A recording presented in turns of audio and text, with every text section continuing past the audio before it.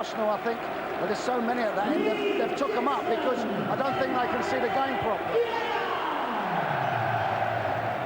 Lee Dixon coming out there with that short haircut of his, which I'm sure Brian Moore will describe for you a little later. The reasons for Lee Dixon, that is, and for that haircut. Now then, Andy Linnigan is going to be the next one out here, Terry. He's taking the place of Steve Bold. Yeah, well, Steve Bold, I thought, has had a wonderful cup run, and it's a big job for him tonight, coming into the team. A lot will be expected of him, but he's done so well coming in for Arsenal in the past. You know, I don't see why he shouldn't have a good game. There's Martin Keown, also very important in recent games in midfield for Arsenal. Ian Wright, of course. And I think, Terry, the other man that I think we should single out for Arsenal is perhaps Paul Merson. Well, Paul Merson, I think, has had such a traumatic season, perhaps more so than any other player that I've experienced. And he's come back in such a great fashion. I think he's got to be very pleased with himself, and Arsenal must be too. I know that Paul is so determined to make up for really all the indiscretions, but here we go then. We're all set for the 1995 Cup Winners' Cup final between Arsenal and Real Zaragoza. Let's join our commentary team. We're actually only a matter of inches away here from them. I can almost dive at the feet of Kevin Keegan, as I did in the old days. But alongside Kevin here, our commentator, Brian Moore. Thanks a lot, Bob. Yes, it's a terrific night here with a great atmosphere. But nerves, like you at home, I would have thought, very much on edge. Arsenal have ground out so many fantastic results on nights like this, it seems, over the last year or two in particular. And as Bob was saying, they probably start here as favourites. Italian referee and his linesman there. 45,000 here in the Parc de France, on the outskirts of Paris. Home of French rugby, home of Paris Saint-Germain.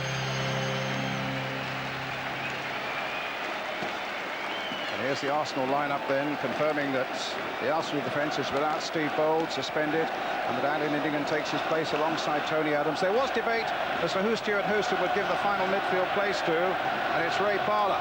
Martin Keown will again have an important marking job to do. Ian Wright needing a goal to achieve a score in every round. Thus far, 9 European goals for him in 8 games this season. Well, it's a match that will also help to underline the future of Stuart Houston, still merely the caretaker manager.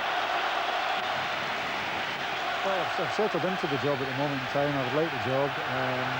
You know, I've got to be positive about the whole thing. It's been a learning process for me, but if we win this trophy tonight, this will be the best night of my life. Ian Wright, of course, missed last year's final through suspension. This he considers just about the greatest footballing night of his life.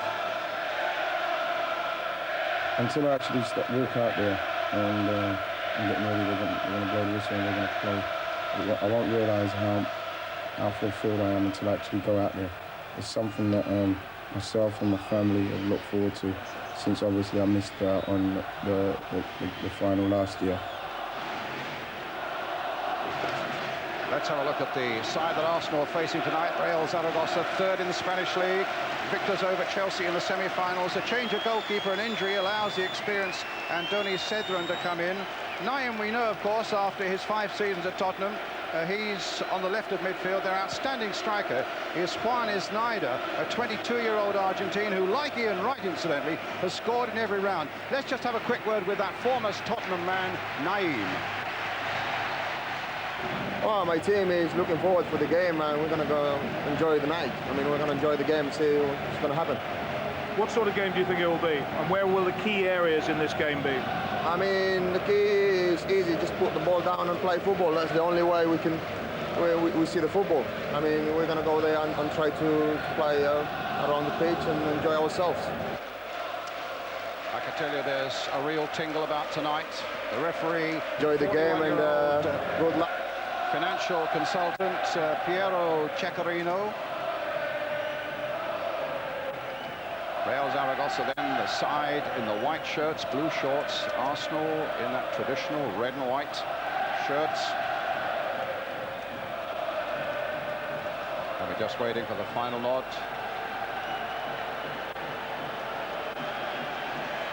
Quite excited about this, Kevin Keegan. Yeah, it's set up for a great game. What a super stadium. One of the few stadiums we could come to now and think compares favourably with ones back home. A team in Zaragoza who have no fear. I think Naeem summed it up there. They'll just come and take them on. And Arsenal, we know all about. They've got resilience. It'll be a great game, I think. Well, Schwartz getting the ball wide to Nigel Winterburn. Merson away on the far side. They're quickly hitting it up towards Ian Wright, but Wright beaten in the air by Ceccarini. Belsway.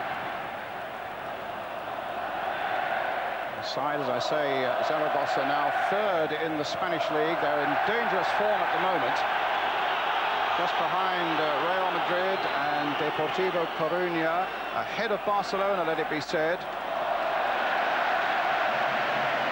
But they will have great respect for Arsenal, the victories that they had against Auxerre and particularly against Sampdoria in the semi-final. Here's Andy Linnigan. First touch for him, and he's hit it long towards Hartson. But again, Belsway on the far side, a tough little fullback there who loves to get forward. Higuera losing it to Parler. Parler again, the simple ball. The pitch looks in terrific condition, but talking to Lee Dixon about it last night, he was saying that in fact there's a nasty bobble about it. He said it may look okay from where you're sitting, but where we're working, it's not all that great. Well, here's a break. Higuera stopped beautifully there by Schwartz. That was a good bit of defending there by Schwartz, and Merson taking it over fairly quickly. But a poor final ball straight through to Andoni Cedra, and I say he's a reserve goalkeeper who's come in. Well, that's a great piece of work there by Schwartz. But the keeper, in fact, was a regular in the Zaragoza side until he lost his place in January. So there's no lack of experience here. Dixon playing it down the line towards Hartson. Firm challenge there by Saldana. Ooh, Naeem thundered from behind there. That's a yellow card straight away for Hartson, and he can't really complain about that. That was a crude challenge. That's the sort of thing that drives you balmy as a manager. Here we are, what, 2 minutes into the game and you've got a booking. Look at that. Yeah, it's not even in what we call an important area. If that was on the edge of the box and he's trying to defend, you know, or break up a chance, you'd say, well, okay, in some ways you could sort of make an excuse. But that was a bad tackle. I hope it doesn't set the standard for the rest of the game, because... But Naeem, well, the referee is insisting that Naeem, he wanted call for the stretcher. Remembering back to the World Cup finals, once you call for a stretcher, you've got to go on it and go off. And if you don't, you get a yellow card. So Naeem at the moment is off. Zaragoza for the moment are down to 10. Hartson is booked. And in a moment, you can be sure Naeem will be back on the field.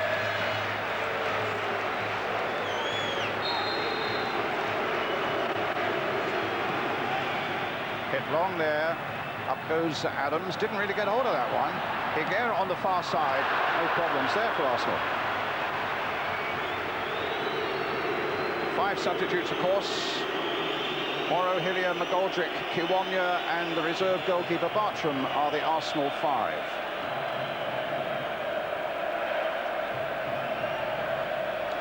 So the hero of Auxerre, certainly the hero in Genoa against Sampdoria. Here he is. David Seaman with a long kick. Going towards Hartson. Dixon. Came off Naeem. Arsenal's throw. Dixon, as we know, has got a good long throw in his locker.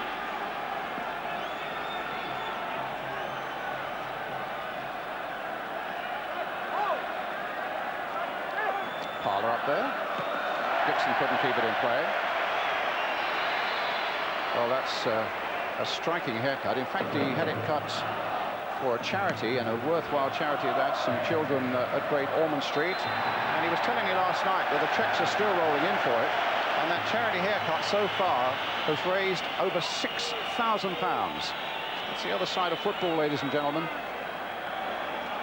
Just about enough money to take some out and buy a wig for himself. It's really short ride, isn't it? It is. And then Paul Merson, I think, went on the same tack. Apparently, well, you can see him on the far side of the field. They're picking up in a moment. Paul has got an identical haircut, which I'm told he had cut in the hotel yesterday.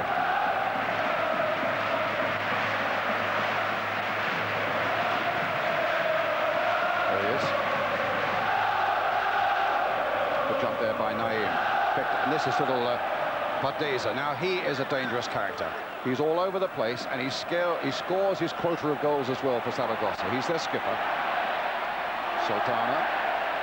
Solano now to Naim. Higuera caught on his heels. Dixon's at him.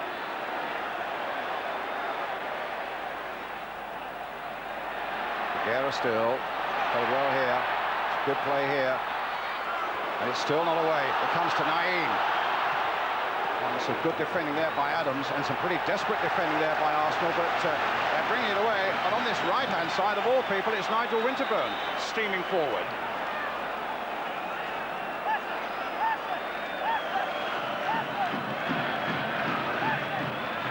Dixon.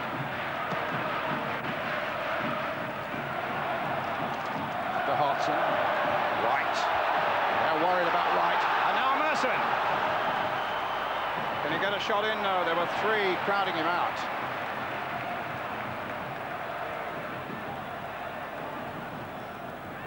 It's Aragon, the little playmaker, getting it forward. And, well, Snyder clearly upset at something that Schwartz had done. A little bit of retaliation there, and a free kick for the foul on Parla.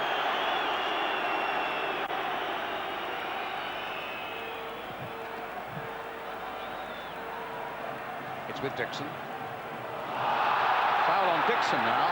Well, and a yellow card for Higuera.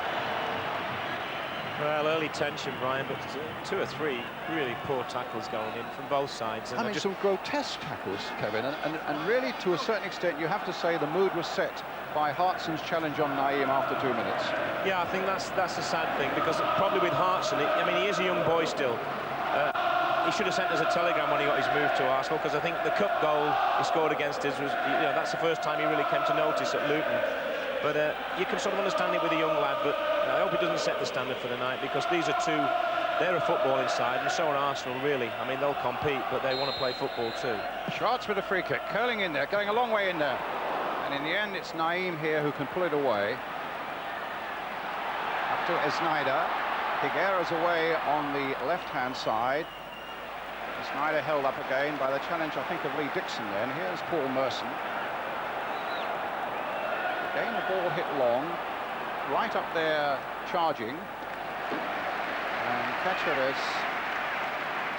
So good to see him right in this final. It must have been heartbreaking for him last year, because he is so important to Arsenal, Brian. I mean, I talked to one of their supporters today, and he said, they think they might be better without him, and I thought that was a view that cannot be shared by any other Arsenal fan. I mean, I think he's so important to them, and you wonder what sort of side they would be without him, because he gets so many good goals from him, and he works so hard. A few teams in Europe that he's caused a bit of bother to wouldn't agree with that, would they, this season? Well, his goal record speaks for itself, and he doesn't just get great goals, he gets tap-ins as well, and that's the sign of a great striker. 30 this season for Ian. And there's Snyder tangling there with Dixon. Here's Winterburn, that's a good run. And it's Ray Parla taking it up. Winterburn again, playing it in for Merson. Playing it around with confidence, playing the simple passes, but playing them well. Dixon knocking it in. Merson with a touch, and a savage challenge again on Merson that time.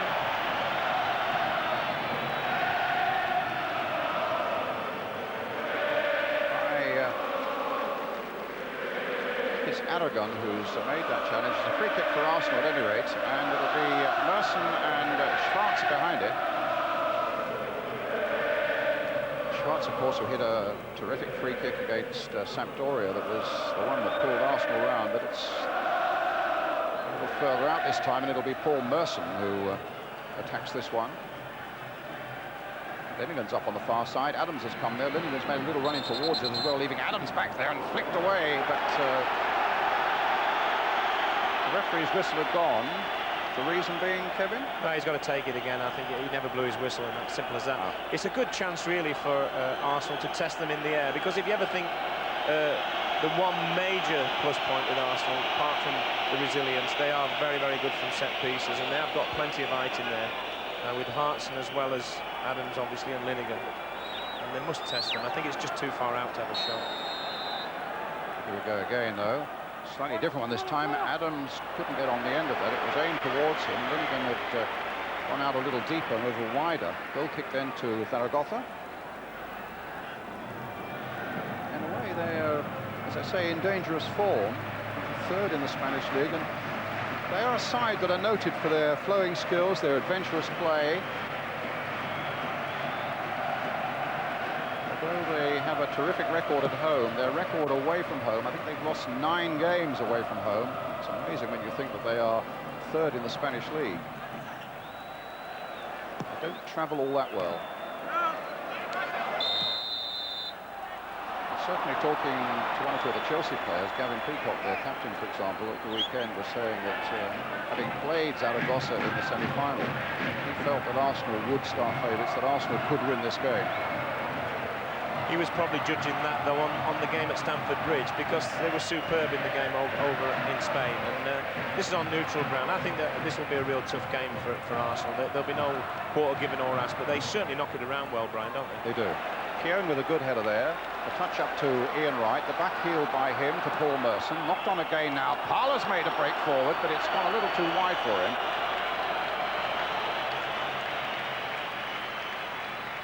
Throw it into Zaragoza. I wonder if Ray Parler thought about having his hair cut for charity, Brian. I suppose that would have shocked everybody if he cut those locks off. Adams underneath this one. Parler in again. Winterburn had to readjust. Couldn't quite get the length on it he wanted. Days are beaten again by the skill of Lee Dixon, and Dixon surging forward once more, right with a little touch, and it almost came through to Hartson. Stefan Schwarz knocked forward by Martin Keown, but straight to Solana, and now Naeem. Naeem lost his way for a little bit. He was caught by Dixon there, but my feeling was that it was an accident on Dixon's part. The referee obviously felt the same. Parler challenging in there, won the ball well.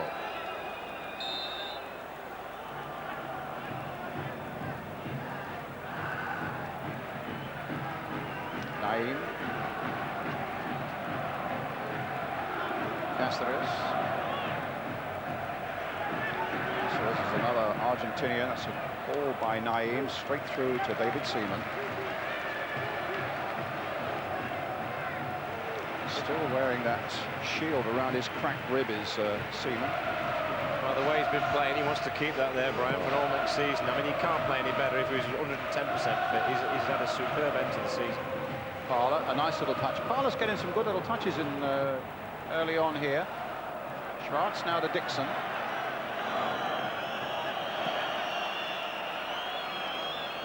Down the line again for Ray Parler. Driving that one in. Knocked away that time by Aguado. Winterburn. Figuera, who's right across that front line, playing it wide here, but it won't come through to Pardeza. And away goes Lee Dixon again. They can't hold him this time. Merson's on one side, and Merson just caught offside as the Spanish back four came forward with great discipline. He started the game off brilliantly. That haircut's added another 5 yards of pace to him. He's unlucky here because Merson does try and pull out, but it really was the wrong ball in the end, and there's two over the far side who maybe it would have been more advantageous knock it long, I think. But he's gone supersonic with that haircut. Started off very brightly, hasn't he? There's an Arsenal player down on the far side. I think it's Winterburn. It's Winterburn.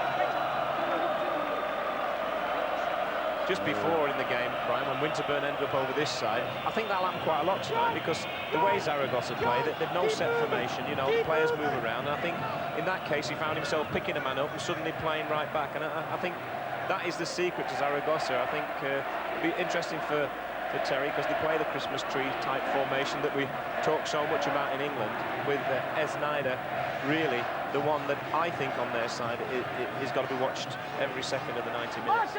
Stuart Houston and Pat Rice there.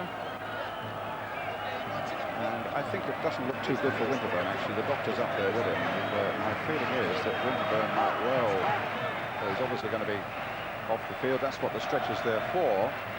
And you wonder quite what Arsenal will do. Well, they'll slip Eddie McGoldrick in at left back. Possibly Steve Morrow. It always makes it look worse with the stretcher, doesn't it? Because we're used to seeing a stretcher being used when someone's really hurt. And of course, as we saw with Naeem early on, he didn't even want to get on the stretcher. So it may not be as bad as we think. Let's hope not. Dixon, Arsenal then down to 10 at the moment. Hartson.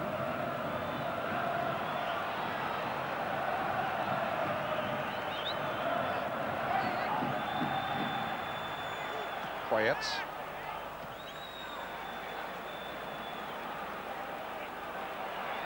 Belsway, stopped by Wright. Just knocks the ball wide again there. Little Cardeza. Watch out for him. There's a little touch for Poyet again. He tried to play it in. Well stopped by Schwartz again. And Winterburn is back on. Our worst fears were not realised, but here's Cardeza. Need to watch him. But not with shooting like that. Pick then for Arsenal. Remember, no side has ever successfully defended the European Cup Winners' Cup. Arsenal won it on that glorious night. George Graham's side back in Copenhagen last year against Parma. George, I'm sure, is watching this on television. It's his side, his foundations, carried on now by Stuart Houston in brilliant form. Certainly so far as their European exploits are concerned.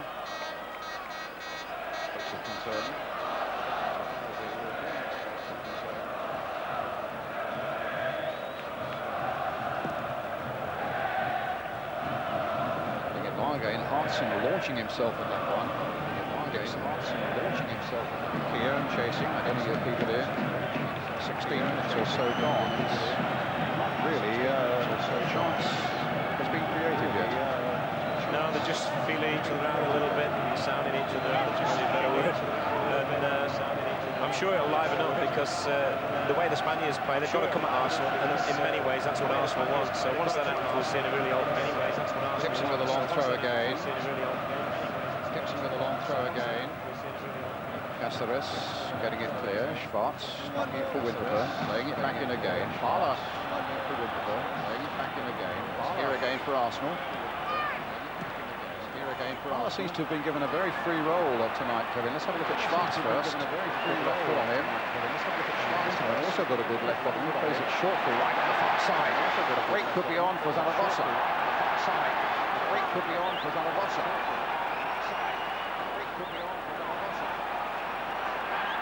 Poyet. Yeah, I think the position that Parler's taking up, it can happen early in a game sometimes. Everywhere he seems to go, the ball seems to find him. But the one thing that he has got more than anything of quality is his engine. I mean, he can run forever. And it amazes me sometimes the amount of work he does, which goes unseen. Well, tonight we're seeing it all the time. It was a nice touch by Hartson there, and a nice, very nearly an excellent touch by Wright, bringing Merson in. Poyet, Snyder. Zaragoza ball. Belsway, they pull back with it. Higuera.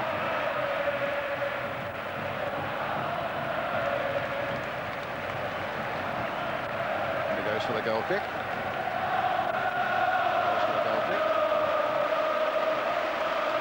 You're pointing something to me. Yeah, just looking at Nigel Winterburn, he's not 100% happy. Went off picture there while the game was going on. When he was off the stretcher, they were sort of pushing him like something had come out of place, you know. And he snapped back in. I just wonder if, you know, we're not going to see him suffer as the game goes on. I hope not, because I think it's very important to Arsenal. Keown challenging there with Poyet. It's a throw for Dixon. Once again, the ball finds Ray Parler. It's another Arsenal throw. Sounding each other out at the moment, Terry Venables. That's right. I think it started off with Parler on the right-hand side, as we said he would, and then he's gone into play behind the front two, and we've seen that Keown's going to play on the right, and he's marking Naeem. So that's just happened in the last 4 or 5 minutes. Well, here is Parler again. Room to get it back to Dixon. the left foot this time, hitting it long to Linigan, who'd gone on the far side. Here's Keown again. That's a nice ball played by Merson. It's opened it out again a little bit. Parler, now he's hitting it back in again. Hartson trying to get something out of it. Keown was diving in feet first, and his feet were too high. It's a free kick.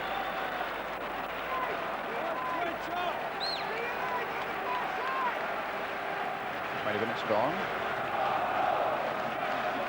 Just can't get turned here, Brian, can he? And in the end, it's a block on him. He turns well as well, Hartson, doesn't he? Yeah, that's what he's looking to do, but the ball just wouldn't sit down for him. And maybe that is the pitch a little bit. Maybe it is a little livelier than it looks. That is the pitch. Maybe it is a little livelier than it looks.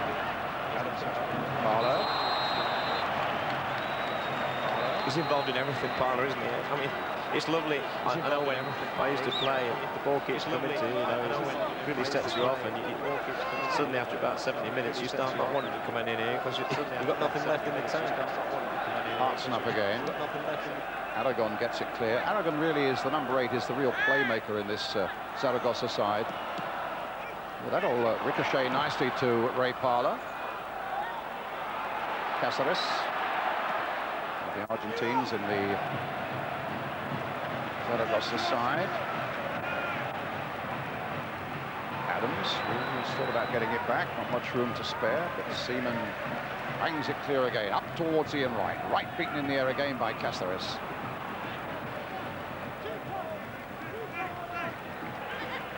Dixon.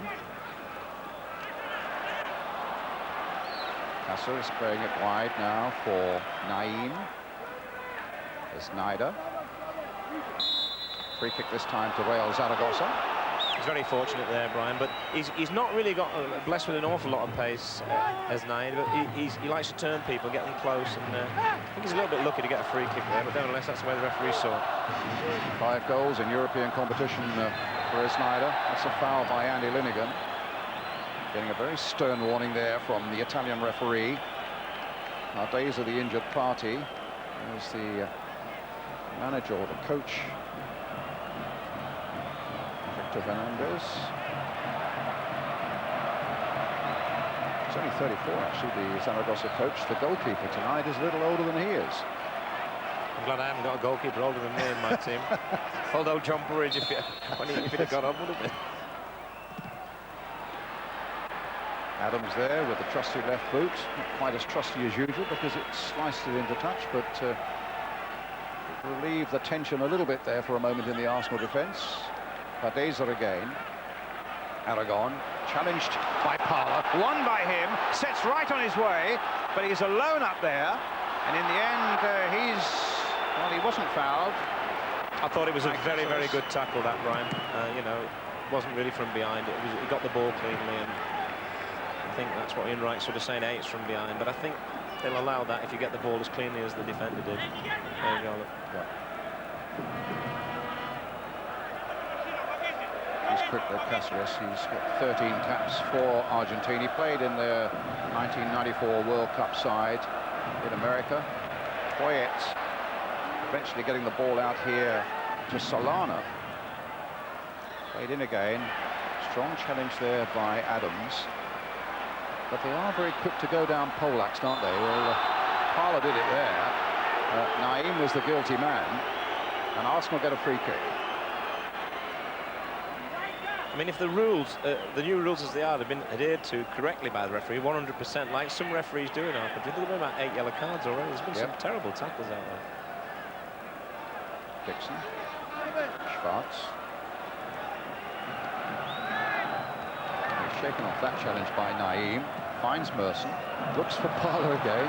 Once again, Parler's found the ball. His cross comes in towards Ian Wright. A header on target. But Cedron is no problem at all for him. Tremendous.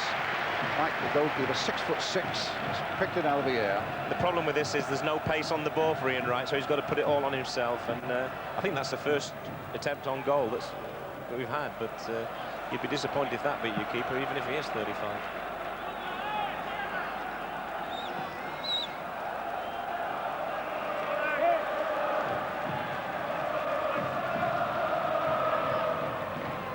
Again and again, Wright chasing. That time it was Aguado got it clear. Guaro, who missed the second leg against Chelsea in the semi-final, he was suspended. Again, some work by Hartson, sending Merson away on the left flank. Stopped by Belsway. Arsenal's throw. Very, very good referee in there, because he was going to blow for free kick, and then he saw that Arsenal got an advantage of that. I'd love to see that, because that's the way that situation should have been refereed. Hartson.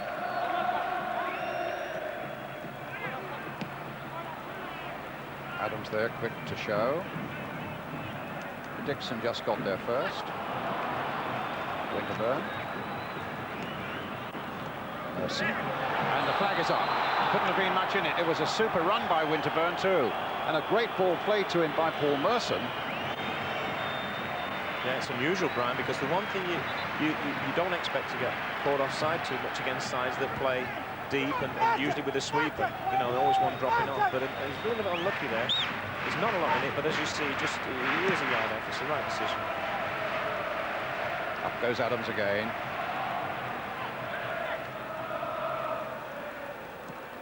Belsway running straight into Schwartz.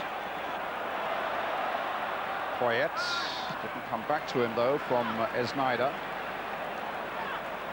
Hartson doing well to hold off the defender there. Parler again, and away go Arsenal again. It's Merson down the left flank.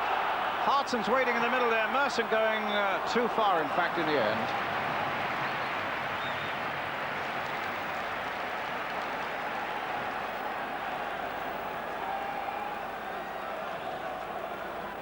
Good strong run this from Merson, but he just runs out of time, and very good tackle in the end.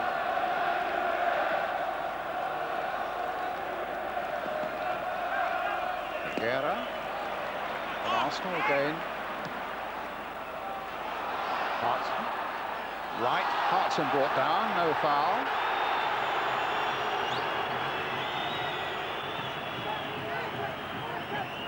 Solana.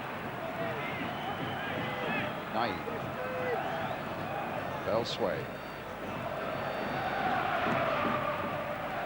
Chase is on now. Guerra's made a good run. Esneider's waiting in the middle for him. Cardeza's coming up fast.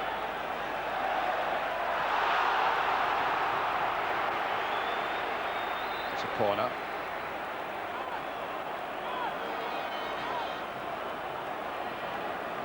Which Guerra will take.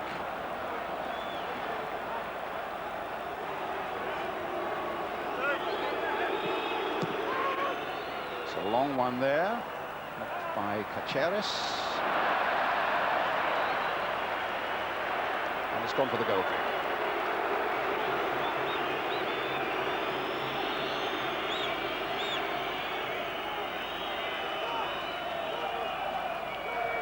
I think certainly one of the problems why the game hasn't really caught fire is that I think Zaragoza are really giving Arsenal an awful lot of respect, Brian. They're only really playing with one up, and they're hoping to pass it through them, but of course they're being forced by the work rate of the midfield to hit a lot of long balls, and Esneider on his own just can't cope with Adams and Milligan, and that's something they're going to have to look at if they want to really come out and win this game. Back to the goalkeeper. Wright trying to put pressure on him.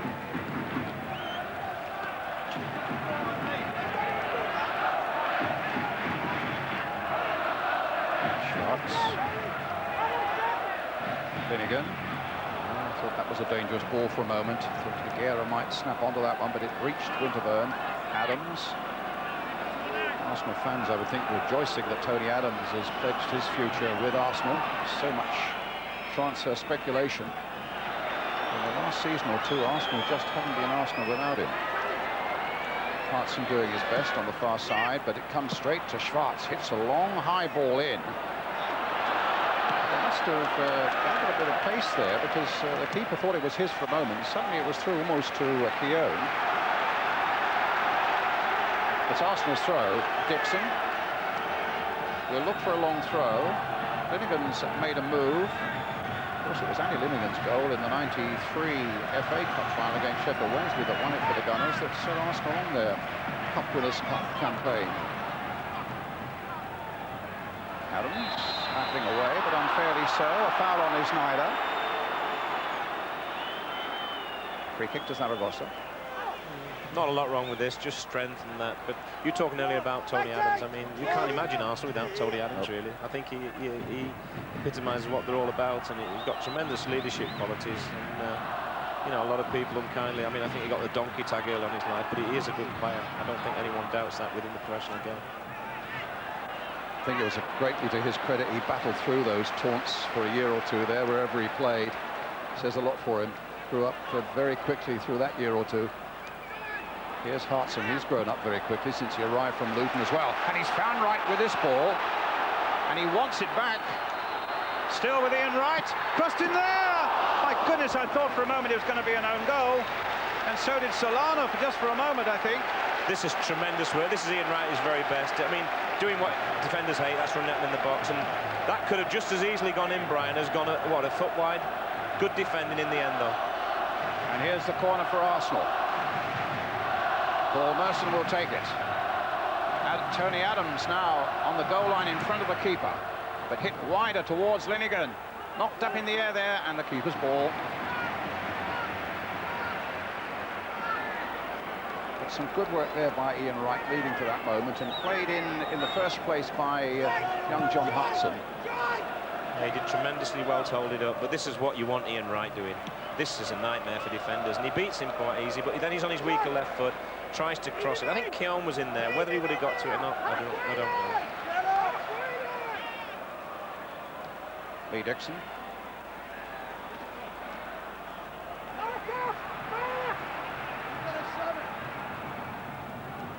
Poyet, Uruguayan, Belsu, the man in this Zaragoza side who was born in that city. Adeza. Fairly challenged by Paul Merson. So many of these sharp haircuts in the Arsenal side, you have to think, well, is that Dixon or is that Winterburn? I think they've had the job a lot, Brian, haven't they? 3 for the price of 1. So a free kick then to Zaragoza. Quite a long way out this, Brian, but I wouldn't be surprised to see one of them have a dig from here. They do tend to look on free kicks from this distance as goal-scoring opportunities. I guess Merson got a yellow card there.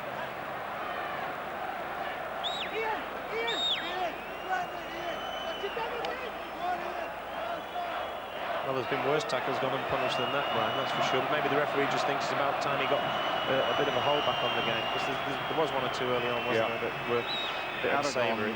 Aragon and Naeem are the 2 likely to have a pop with this one. It's Naeem, the former Tottenham man. That would have delighted the Gunner supporters here.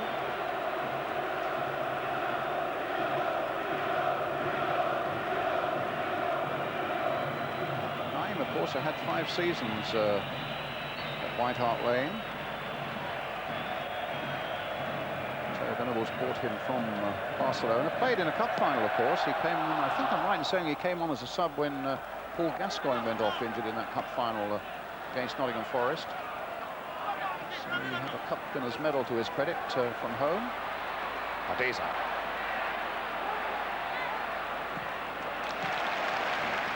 Tackling was swift and sure there. Higuera now for Zaragoza. Aragon sprays it wide to Belsu. Swain. Adeza. Aragon. Belsway. Cross coming in towards Poyet. Came off the defender. It'll be a corner. That's the first real sign from Zaragoza that they're willing to whip early balls in, because I mean, for the first time in the match they had people forward, look, 2 or 3 white shirts. It's a great ball in, very difficult to defend. He gets there first, but it's a good block. Poyet, man who got the header in, played for Uruguay against England at Wembley back in March. Aragon with the corner. He's sweeping in there, and it's a goal kick for Arsenal. Higuera's shot more danger to the corner flag than it was to David Seaman.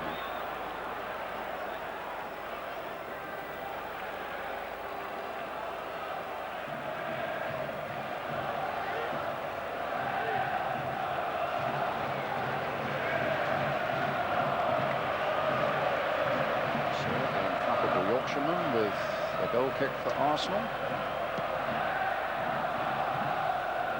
Hitting it straight at Belsway. At last for him, a bit of freedom down that flank. Higuera's just inside him. There he is, Higuera.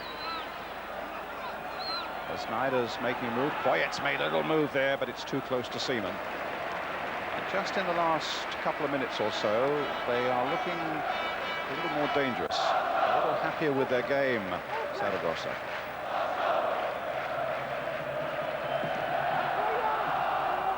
Hit long again towards right. Just the one man up, looking for support from the likes of Merson and Hartson. Here's Adams.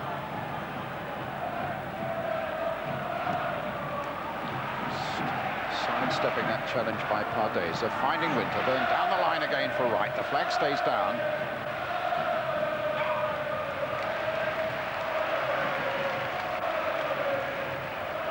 Seguado.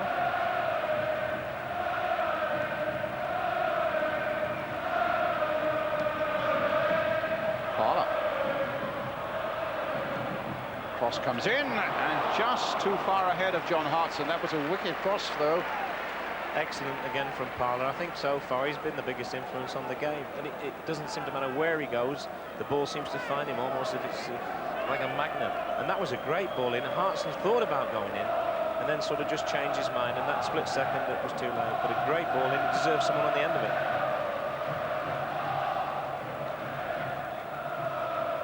Dixon couldn't keep it in play.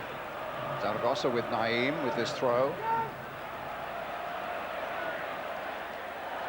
Linnigan shouldering his Snyder out of the way, looking around, hitting it long and forward towards Hartson.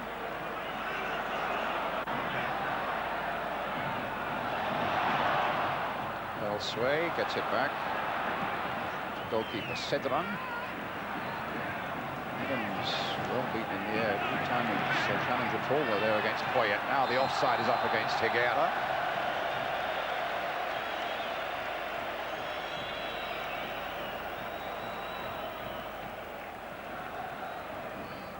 Another good decision here, but we're only talking about a yard. But they're starting to just come into it a little bit more, just a little bit more adventurous, aren't they? And the danger signs are there for Arsenal. Goal kick at the other end. To be fair, it's a game that's living on its tension alone at the moment, Kevin, isn't it? Yeah, there's a tremendous atmosphere in the stadium, but the fans really aren't shouting too much, which tells you that at the moment they haven't had too much to shout about, either side of supporters. One of the things I think the game's crying out for is a winger or somebody wide, you know. I mean, there's not one winger on that field, a wide man, and so therefore everything's going down. I mean, the picture we can see there, everything is gathered around the centre circle. That was a perfect illustration, as you say, that wide shot that we saw there. And even the people finding themselves in wide positions, like Parler, like Merson, they're not actually wingers when they get there. They're not going to dot the shoulder, go past people and like to hook the line. So that's the one thing. And to be fair, now with Zaragoza, they're nobody like that. So maybe that's why the game's a little bit tight and not so interesting to watch as it could be. It's Adams with this free kick, wanting Keown to come back a little bit, wanting someone, Parler, to move across a little to the right. He's got what he wants, and he floats it in towards John Hartson, and Wright trying to get in behind them, and the keeper was down. Oh, hey, there's a shove in the back, right in the full face of the referee. Shove in the back there by Aguado on Wright. Well, I mean, technically it's a penalty. He just goes across him. That's what defenders do. No. And Wright had a little pushing in, but what he did was unbelievable, and the referee saw it. Well, the referee was looking straight at him. Yeah. Ingo Schwarz.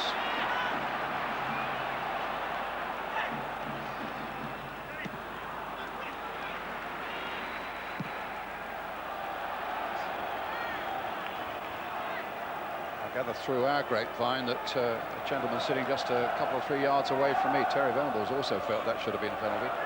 Oh, no doubt about it, technically, but, you know, for a referee to make that decision in a game of this magnitude, when he's been assessed and everything, it's very difficult.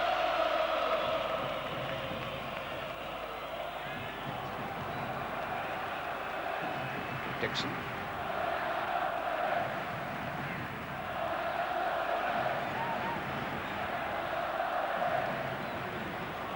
Cáceres falls conveniently for Higuera, up to Sneijder. Ardeza's up ahead of him. And Belsway. This is a great chance now for Zaragoza. Offside flag is up. The offside flag is up. Don't worry, Arsenal fans. The Zaragoza fans felt that was in, but there was no doubt whatsoever that Ardeza, in my mind, was clearly offside. Yes, and that proves the point. Well, that's when Belsay looked like a fullback there, because a forward wouldn't have hesitated to go on, try and drop a shoulder, go inside or outside and have a shot. But he was looking to release it, and in the end, Ardeza, he was way offside.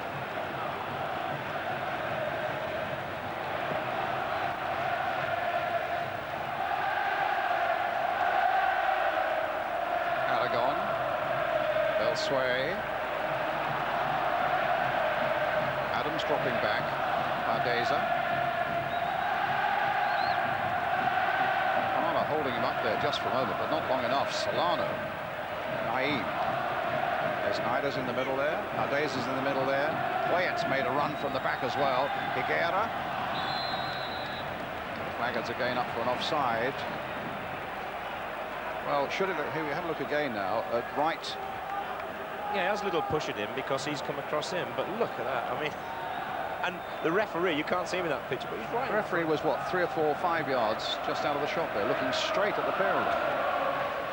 We've had to have a little bit of bottle to give that, though, Brian. I think you've got to admit that, but it should have been. Technically, it was.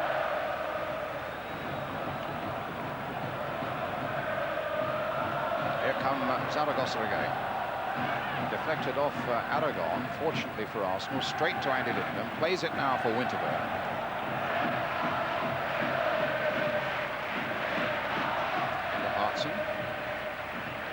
Schwartz, little touch by him. Merson couldn't get hold of it.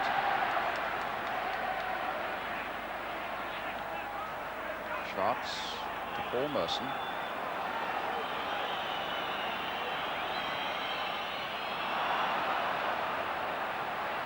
Aragon.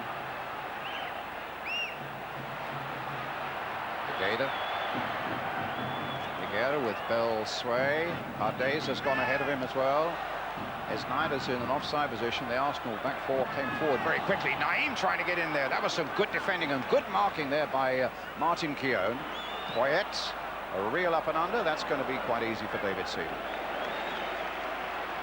I don't know what he was thinking of there, Brian. That if we were sat at the Parc de Prince watching a rugby match, that would have been more in keeping. Just hoofed it up.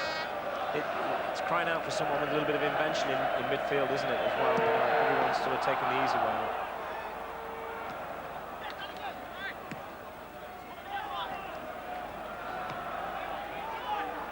Schwartz.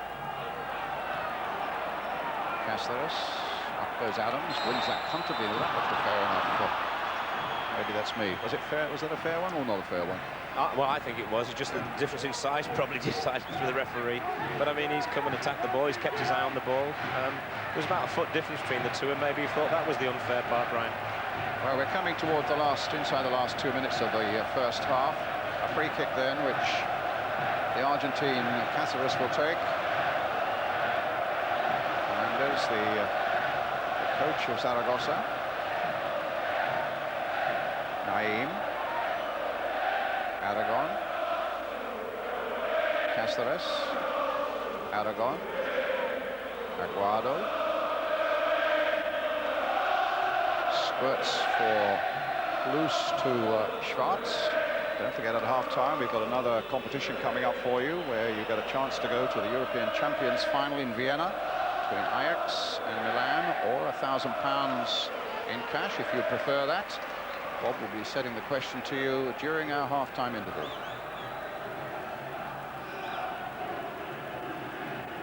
Last minute of the first half.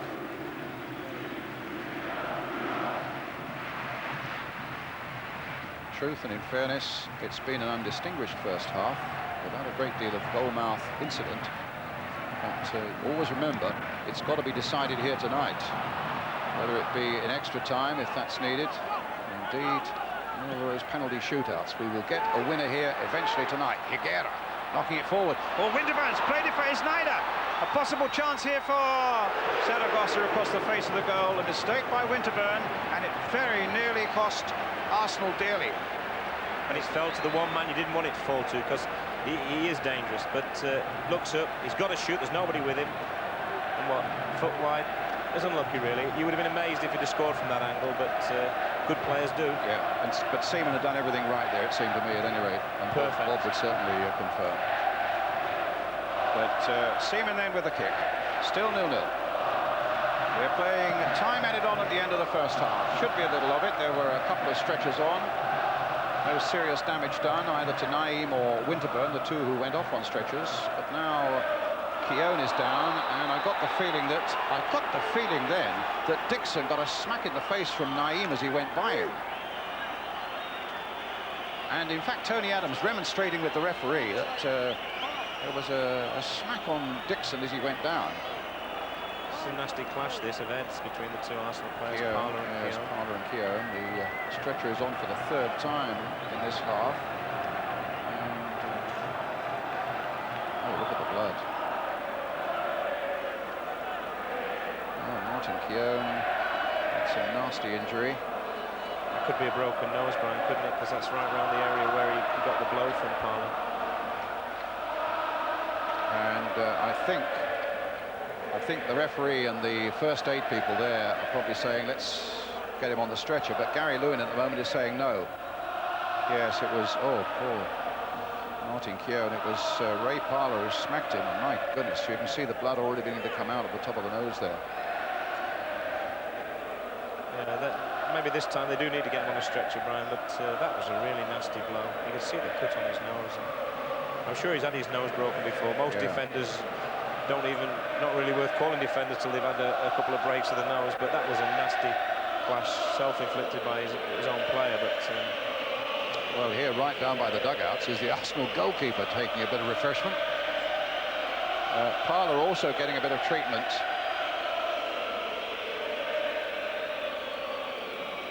And I'm just wondering whether we'll see Martin Keown again in this game.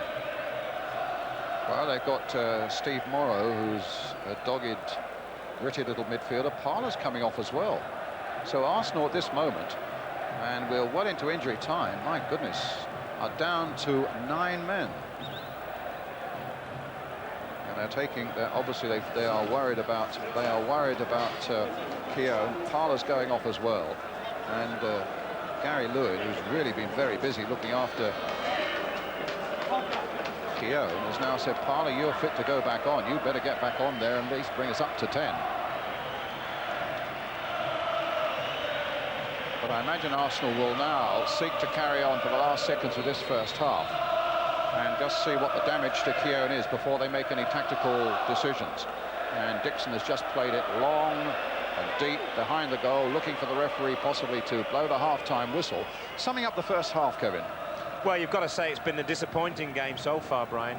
Arsenal started off quite lively, and Parler in particular, as we said, got in the game quite a lot.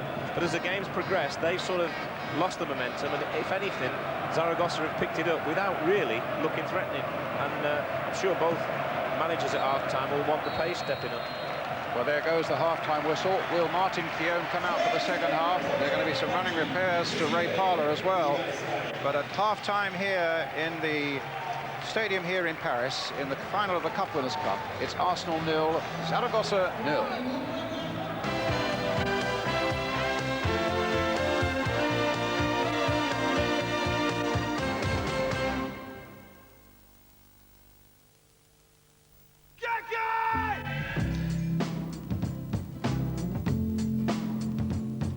Can I kick it? Yes, you can. Can I kick it? Yes, you can. Can I kick it? Yes, you can. Can I kick it? Yes, you can. Can I kick it? Yes, you can. Can I kick it? Yes, you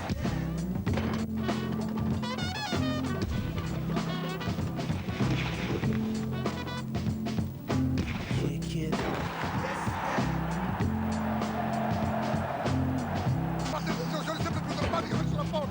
Avanzano due, dai Giovanassi che passa Culi, Culi passa Maldini, gol! Gol! Bellissimo!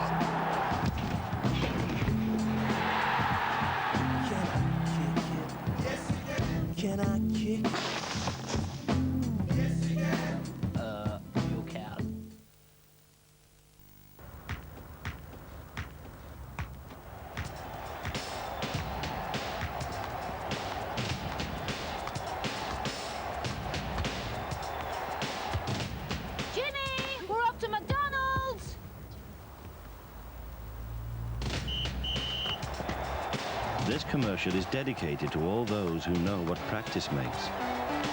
And at McDonald's do takeaway. Any idea where Alex is? Give you 3 guesses. Another new car? How come?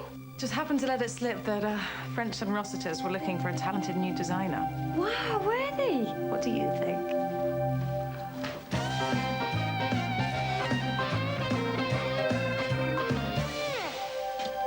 Oh, I was hoping Alex might take me for a ride. What, again? Pardon? Nothing.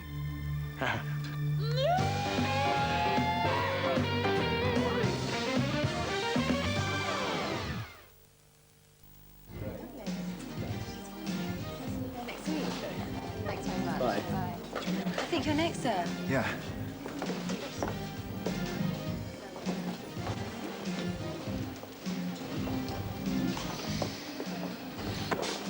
What's it to be then? Just a trim, please. You could have a Lionel Blair cut, like mine. Lionel Blair doesn't have his hair cut like yours. That's if he comes here. Time for a sharp exit. Time for a cool, sharp harp. Pint of harp, please, Chief. Sailing, fishing, golf. No, not that bit. This bit. Call Island Holidays for your free brochure on 0800 95 95 00.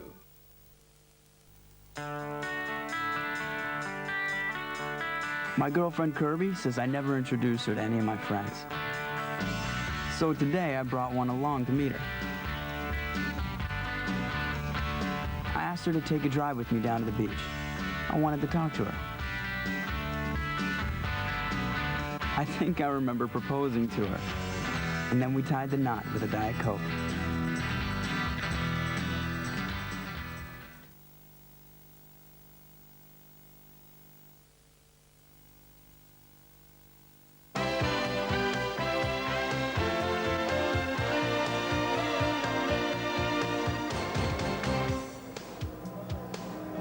Well, it's Arsenal 0, Real Zaragoza 0 here in Paris. I think it was described as an undistinguished first half, Terry Venables, and it's culminated really in a very serious injury to Martin Keown. Gary Lew in the Arsenal video has described his nose as shattered. It looked an awful incident, you know. I mean, we've had a collection of frantic tackles, and it's built up and it's really told the story into that awful challenge. And it looked like, in actual fact, that Parc gets the worst of it. It looks like, as you see here, Keown is going into him.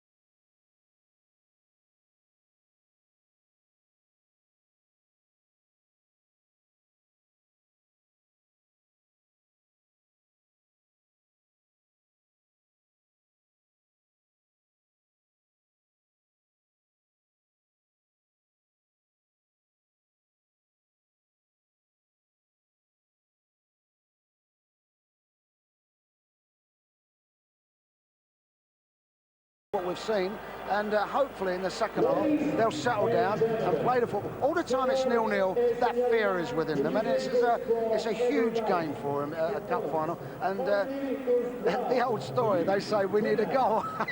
We need a goal. Yeah. Let's at least for you at home move on to a little bit happier news. A competition for you now. Your chance really to be our VIP guest at the Champions League final, which is 2 weeks tonight. What a great final it should be. AC Milan against Ajax. You can take £1,000 in cash if you prefer, but there's one single question here to answer for you. Here it comes right now, and it is: which London club did Real Zaragoza star Naeem previously play for? Was it A, Tottenham Hotspur, or B, West Ham United? The number to ring is 0891 10 15 10. That's 0891 10 15 10. The lines are open until midday on Sunday, and the results will be in our next Champions League special on May the 20th. I think we've got a little interview now. We've got Gary Newbon downstairs, and I think he's with last year's hero, and that's Alan Smith, of course. Yes, certainly am, Bob. What's it like to watch? It's a tense game out there. Yeah, it's murder to watch, actually. I've not had that much experience, but, you know, the few close shaves that we've had, it's been quite tense. And a nasty injury to Martin Keown, where they think his nose is shattered. Yeah, that's unfortunate, because Martin was playing well and he was doing a good marking job on Naeem, so we're going to miss him if he doesn't come back home. And would you think Parlour would need some stitches? They look pretty bad. Yeah, it looked bad, and they insist on stitches, I think, if you've got a cut, but I'm sure they'll be okay, and he's played well this half. So if Arsenal are going to win this match, what would you like to see them doing? More width? Possibly, you know. I mean, I think we've dominated it territorially, except maybe for the last 15 minutes, but we've had a couple of half chances. If we can get the ball in the box, a few more corners maybe, we've got a good chance. OK, thank you very much, Alan. You can go back to your seat and we can go to a break. Thanks for joining us.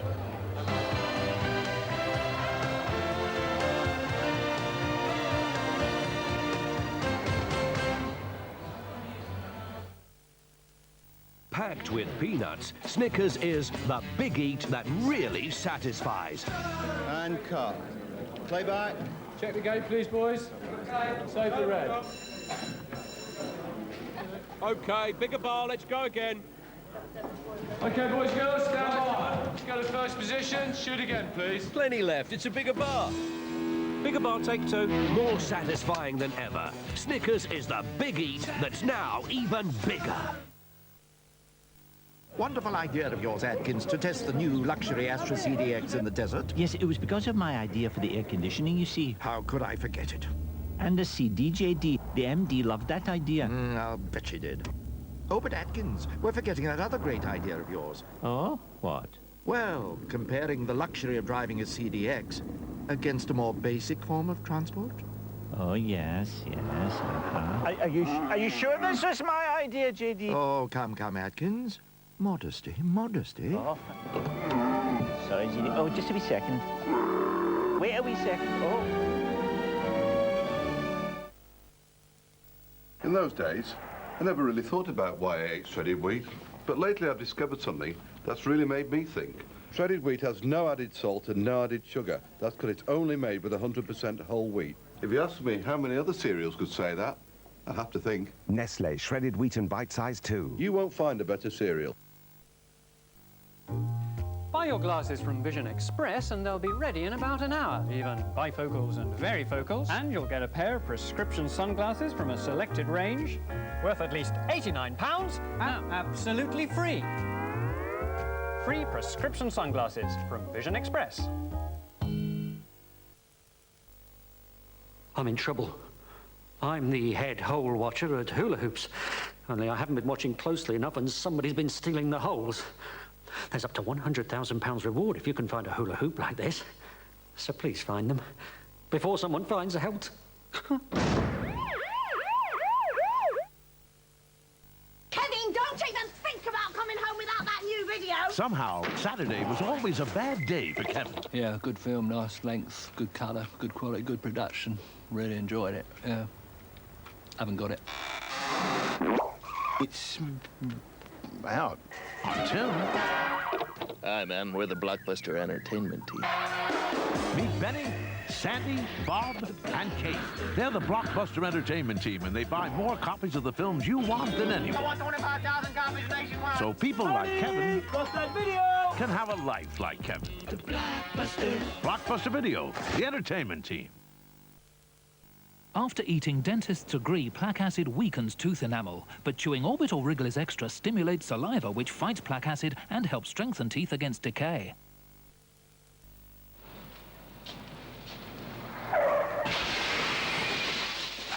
That's a clean taste. Yeah, it's cold filter. What is that, like a coffee filter or something? No, man, it's finer than that. Like an oil filter? Suck up, please. How about a swimming pool filter? Oh, it's not like no swimming pool filter. It's just like a cold filter that gives you that clean taste, okay? Okay. It's cool. No, it's not cool. It's cold.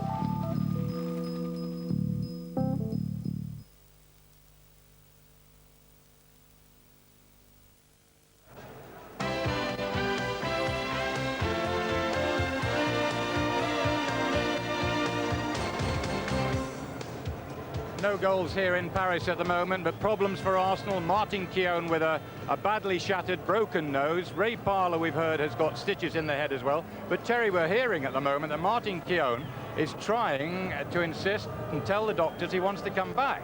It's a bit of a surprise, that, because you would have thought that would have been a bit dangerous, but only those in the dressing room actually know. Here you can see it's a tremendous impact between Parlour and Keown. I mean, really, it's an awful batter there. I mean, you could feel it, couldn't you? I would think you'd be taking a great risk, but just tell me, Terry, how you feel that tactically we're going to get a better second half. What do you think they're going to be saying? Well, I think that Zaragoza will come. They've got to throw. They're playing one striker and two behind. Those two behind are defending too much. They've got to join the front player, Snyder, very quickly. At the moment, they're leaving him on his own, and Arsenal are having no problems with him at all. Yeah. So you really, I mean, hopefully, I mean, we will get something better, won't we? We are. Oh, well, we're keeping our fingers crossed. But the thing with Snyder, he is such a good player. We can't just say, well, he's not in the game tonight. You just can't relax. There was one chance, and he could have put them one up in the first half. David Hillier on a sub. Yes, David well, that doesn't Hillier. surprise me, no. Yeah, and I'm just hearing that Stuart Houston's down there, the Arsenal manager, with Gary. Let's hear from him. Stuart, Martin Keown was trying to get back in the match, we heard, but he's not playing. No, he's got a really nasty one down the nose there. It's quite concerning me now. He's not going to start the second half. And I've got another concern as well with Nigel Winterburn. We've sent him out second half. Hope he'll be okay, but it wouldn't surprise me if Nigel's got to come off as well. What's his problem? He's got a problem with his back. So, we're up against it at the moment, but, we've just got to dig in. All that in the half when you could have well have had a penalty. We thought it was a penalty. Yeah, I looked at penalty from where I was. Not a great deal of chances so far, but let's hope we can just maybe get a 1-0 tonight. That would do lovely. That'll do nicely. We're back in the commentary box now with me, Brian Moore. Alongside me is Kevin Keegan. David Hillier is on in place of Martin Keown. And Nigel Winterburn really does look to be struggling, taking the point that Stuart Houston was saying. And Steve Morrow's doing some warming up, so it could well be, I would think, Steve Morrow who would come on if Winterburn has to go off. But the one quality that Arsenal have shown so often in these last 2 or 3 years in particular is great spirit. And that's really called for now in these particular circumstances. Still at 0-0. Looking for Ian Wright to get in behind the man again. Will the ball bounce for him kindly there? No, it wouldn't. And Zaragoza get it away again. Aguado and Cáceres between them. Well, there's David Hillier, who's on. He's a tough little marker, Kevin, isn't he? Yeah, I think where the sole look is, he's a very similar player to Keown. I mean, obviously he's not exactly the same. I don't think he marks as intensely, but he does come in and join in the play a little bit more, and that might be useful for Arsenal if they start to knock it around and that. He is a little bit better at that than Keown. But of course, if he's marking Naeem, we've got to look, maybe Naeem will come into the game a little bit more, and then that's the downside of it. Elsewhere with the throw. Parlour. I understand he had stitches in a head wound after that terrible clash with Martin Keown. Here's Dixon. Moving well down that right flank. Hillier's just inside him, just behind him rather. Ooh. Hit long there towards John Hartson. Well, Hartson was almost pulled over there by Belsway. That's a dangerous game the Spanish defender was playing there. And the referee's there again, Brian. Well, he's looking directly at it. It's 10 yards from it. Look at this. What's going on? Yeah, you've seen them given, not very often, mind you. Because Winterburn is off. Sorry to break in, Kevin. Winterburn is off, and Steve Morrow is on. Well, it's tough for Nigel Winterburn. He's important for Arsenal, but don't underestimate Steve Morrow, the lad from Belfast. And of course, as you will remember, I'm sure, he was very much involved in the final last year against Parma. Yeah, it's a shame, because that means no more substitutions. Absolutely. Obviously for Arsenal. You could be looking at extra time here as well, which, you know, means players getting tired, maybe cramp and that. So they really are in many ways up against it. But as we said, they love a challenge, Arsenal, and they'll probably come through this. Don't be surprised if they don't, you know. Or you would be surprised if they don't, should I say. Solana getting it forward. Higuera, who's tricked Parla this time. Tries to get the ball through to Snyder. Adams, oh, for once a mistake by Tony Adams. And Higuera going in behind them, and Seaman is down there. And Arsenal, just for a moment, were trembling on the brink. Linnigan did very, very well there to get back at him. The lad just gave him half a chance by delaying, but his second favourite here, as you see, probably hasn't got a left foot as good as a right. He's trying to get back on his right, but he does very well. And then Seaman does the rest. And it all started with a very uncharacteristic mistake from the Arsenal skipper. Aragon. Higuera. Solano, very experienced player. Poyet, the Uruguayan. Just beating Merson to the ball. Poyet again, but Parla will get there first this time. That's a free kick. Good bit of refereeing, actually, because the referee just waited fractionally to see whether Parla could keep his feet and get going. Yeah, the one thing he has done, he's missed a couple of little incidents, and a very big one with the Ian Wright incident in the first half, but he has allowed the game to flow at all times when it's been possible, and I like that in a referee. I think most people do. Little touch there from Wright. Hillier couldn't pick it up. Poyet now, the 6-footer who plays in midfield. Here's Parla again. Hartson. Hillier. Parla again. Now Lee Dixon. It didn't fall at all for Hartson. And the Spaniards come away again. Pardeza. Here's number 7, Pardeza. They'll sway outside him, knocking it back to Pardeza from Higuera. Still Pardeza. Claims an obstruction there. Tony Adams is claiming there was a dive. And Snyder, who's on a very short fuse always in his game, having words there with Tony Adams. Yeah, he makes a meal of that, doesn't he? I think Tony Adams is right. Yeah, absolutely. But this is a dangerous situation. This is about 5 or 6 yards closer than the one that Naeem hit last time. And this is in what you would call possible goal-making area, isn't it? What is it, 25 yards? Yeah, just under 25, I would think. Snyder's there, and Higuera's there.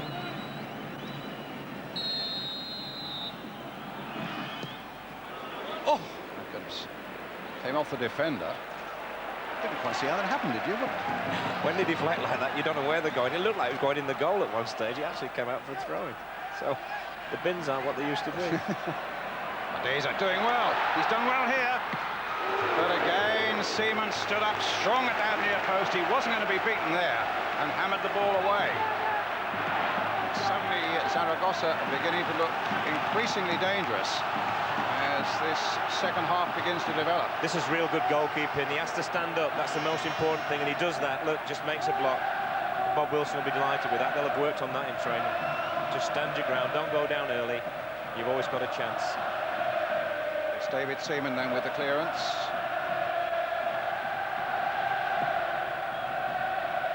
Heading it towards Paul Merson. Came off the midfielder Poyet at that time and almost to right, but here's Snyder. Little touch there. Snyder trying to get there first, but Seaman read that beautifully again.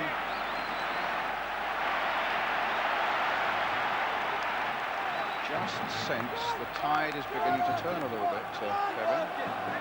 Well, it started, I mean, after 15, 20 minutes when Arsenal were on top, and you felt that Zaragoza were giving them so much respect that it was just a matter of time before the actual territorial advantage was turning to goals. But as the game has gone on, certainly towards the end of the second half, the start certainly of this, end of the first half, this second half, Zaragoza are taking the game to Arsenal. It's a complete reverse, isn't it? Solana now. To Pardeza. Being challenged and being beaten by Stefan Schwartz. But then Schwartz took on a little too much there. Naim, knocking it forward. Poyet. Into Higuera. Pardeza's up there as well. Higuera's shot well wide of the mark. No power whatsoever in it. Goal kick to Arsenal.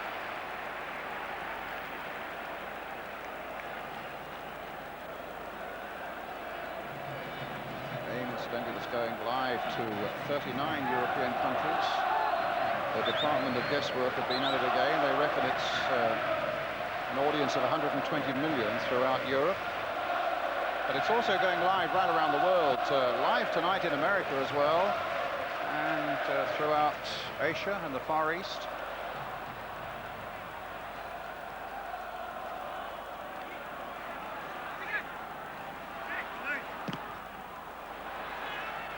Yet around the world we are awaiting the opening goal.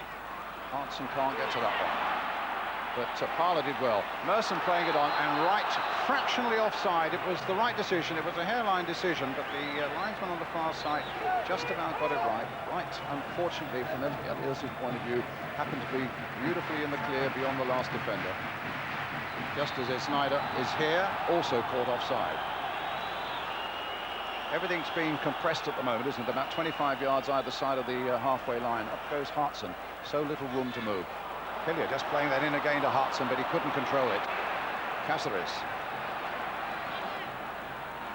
Forward again to Pardeza. Naim. Poyet.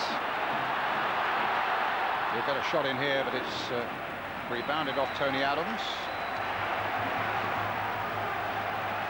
Poyet, Uruguayan.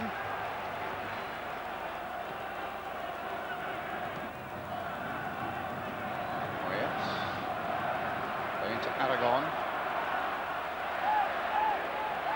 Right, challenging him, but Aragon just slipping that challenge well. Finds Poyet.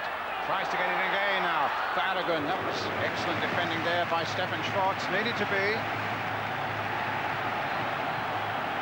Schwartz has really been at his best in some of these European games, and that was a really timely challenge just when it looked as though Aragon might get in behind him.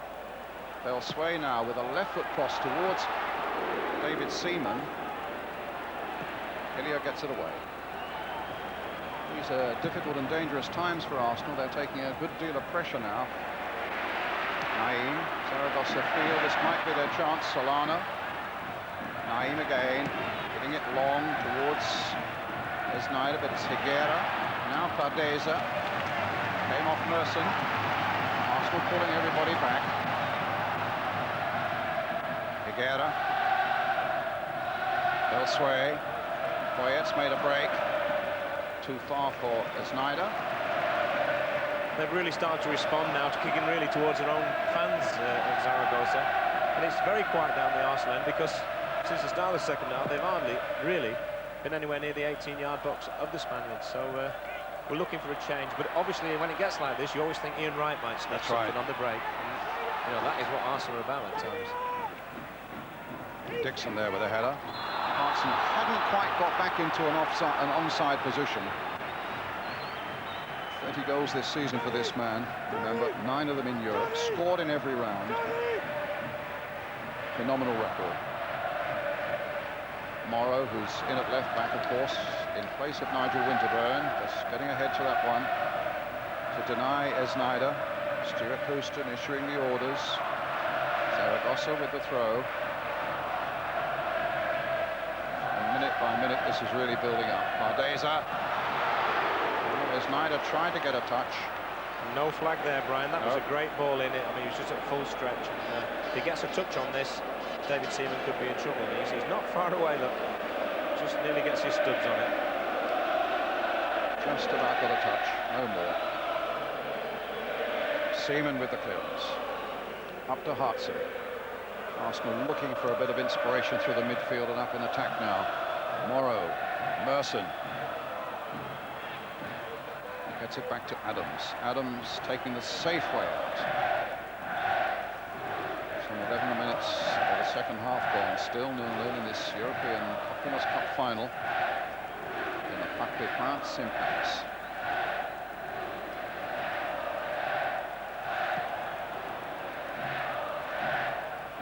Stefan Schwarz didn't really get a touch on that. Pardeza eventually getting the ball down to Belsway, Poyet, Pardeza. Oh, Belsway onside. Esnyder in the middle. Esnyder, let it go. Higuera, a great save again. And again, this time just over the top. The nearest to a goal all night. Andy Linnigan insisting that the linesman should have had the flag up. I think he's right, Brian, as well, but it's very difficult when it comes near to where the linesman is. And what a great dummy this is. And what a great save that is. And what a relief that was. Good work again by David Seaman. Charged it down. He's got such great strength in his arms. Yeah, a lot of goalkeepers, Brian, that would have gone through, you know. We call them chocolate wrists. But he certainly hasn't got them, has he? He proved that before. But he looked fractionally offside. He was offside, Brian, but it's impossible for the linesman to watch the ball when it's on that side, and that's when they get caught out. You've got to forgive them that. It is really difficult. We know that from our games this season. You just can't watch the ball, the man, and everything. Maybe 2,000 Spaniards bawling down his ears as well. Correct. Probably had a slight influence. Someone's thrown a large orange or an orange ball on the field. It's been chucked off again. Naim with the throw. Here's Naim again.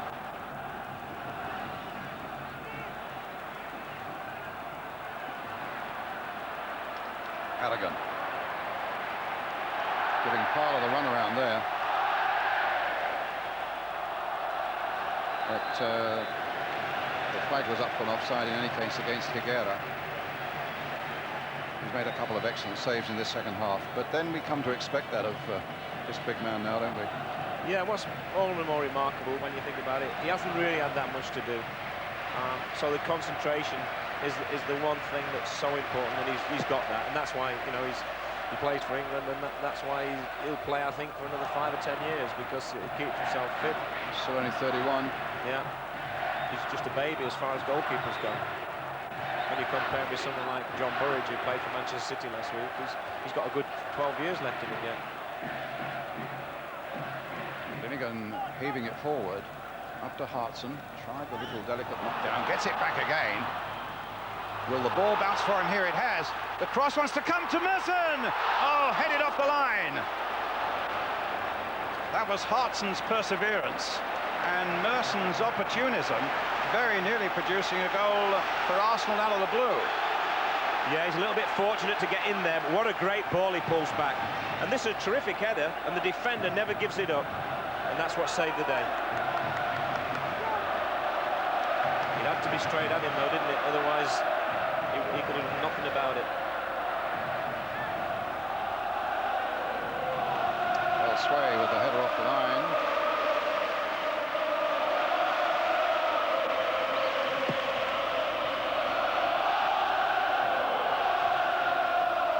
Caceres.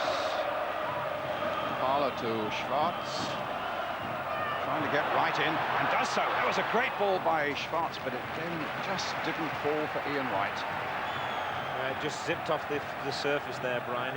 Although some of the players said the pitch was a little bit wobbly, it seems as if the dew from the evening is just getting the better of players at times, and it's making the ball just fly away from them.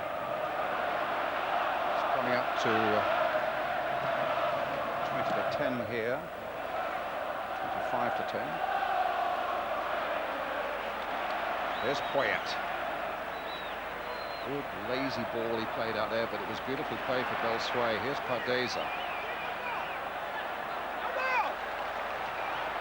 Oh, the linesman completely changed his mind there.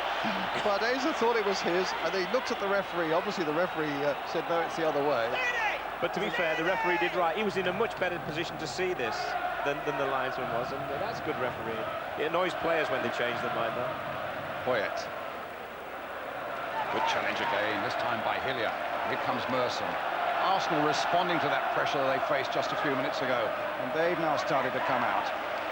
came off Aragon for a throw to Arsenal. Now the Arsenal fans are beginning to be heard around the Parc des Princes, hoping that their side could be the first ever since the European Cup Winners' Cup was first played for back in 1961. The first to successfully defend it. Free kick. This is a dangerous area to give away a free kick against Arsenal, because the one thing everybody knows they're good at and they work on a lot is free kicks, and they've got quite a good height advantage even without Martin Keown in there, Brian. Linnigan's in there. Adams coming forward slowly at the moment. He wants two in the wall. He's got two in the wall. Sway and Higuera. Merson with this free kick. Hartson's very active in there. Linnigan's very active in there. Adams too. He's come to Adams on the far side, and Linnigan too. The keeper grabbed it.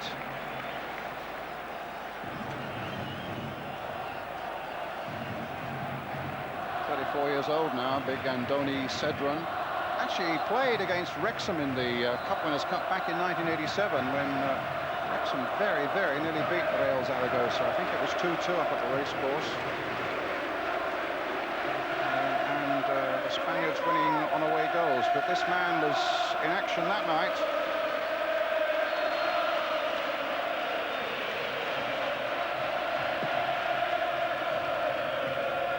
Linnigan going for this one, winning it well in the air. Merson with a touch, and that's good play by Merson. That's lovely play by Merson, and he's trying to get right in. And suddenly, Arsenal seem to have caught the breeze. That's a good ball too.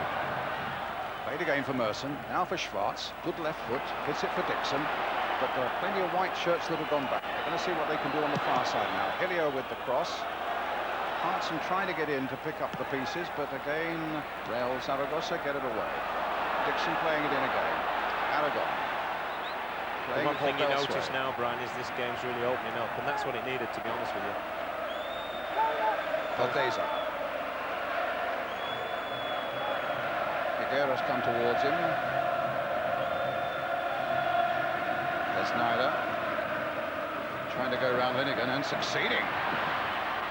But Linnigan's back at him, biting back once more. And it'll be a throw. Did very well there, Andy Linnigan. He never gave up the goals because the lad was half a yard ahead of him. He just kept on his tail, eventually got his reward, put it out for a throw. Naim with the throw. Hardeza playing it in. And over the top from Poyet. They claim, actually, I think possibly with some justification from this distance, that that Seaman may have got a touch on it.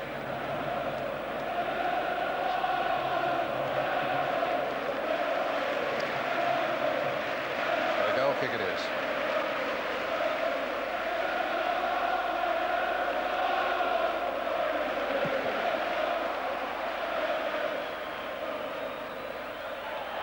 Handball by Ian Wright, but it was an accident, and that's a free kick surely to Arsenal.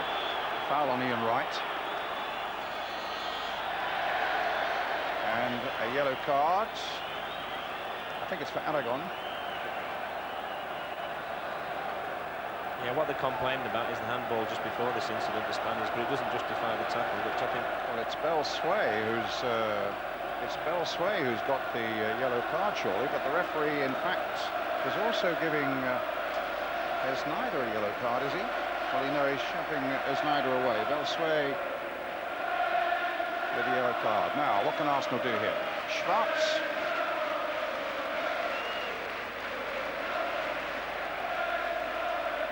Stefan Schwartz, who's got a good left foot on him.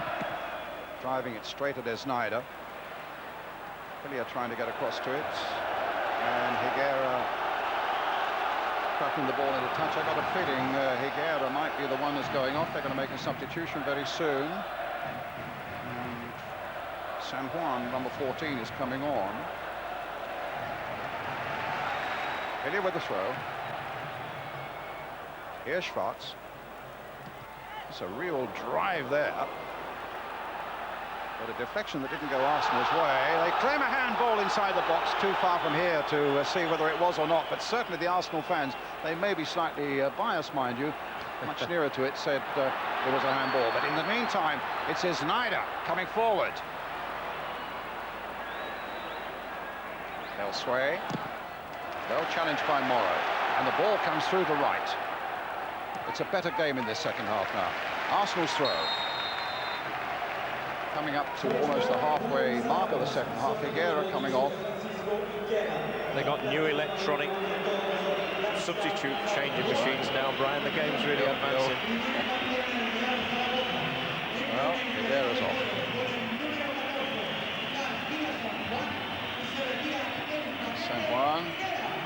23-year-old midfielder. He's played in 5 European games this season for Zaragoza.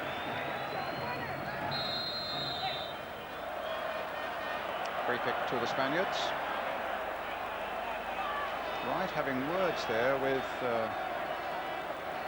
Guardo. Oh, dig in the back there by Belsway.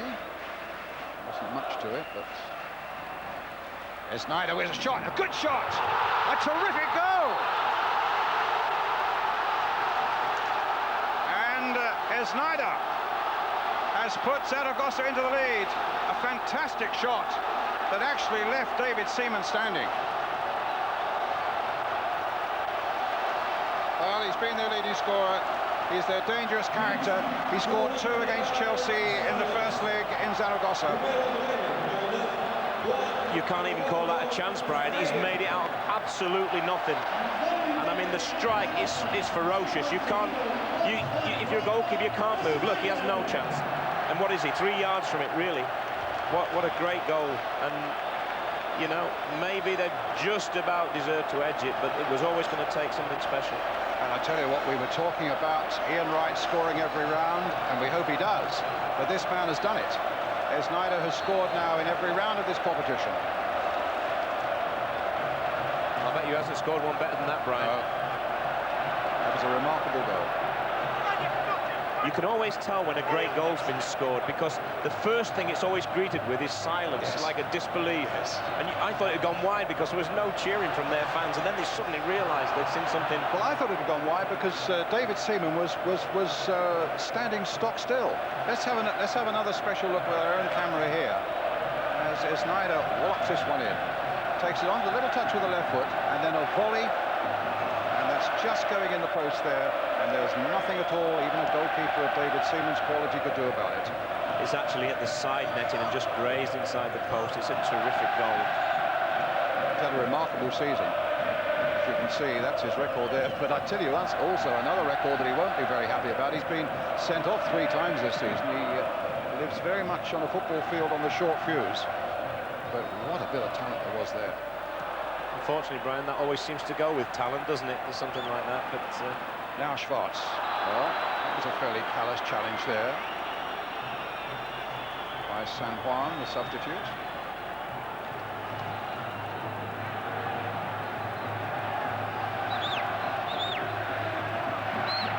Arsenal's only route into Europe next season is through this competition, remember. It's time enough yet. Another 20 minutes. Of course, against Sampdoria, everyone thought they were struggling, and they got back in it. Up again there. The header back calmly measured. The goalkeeper, Andoni Cedron.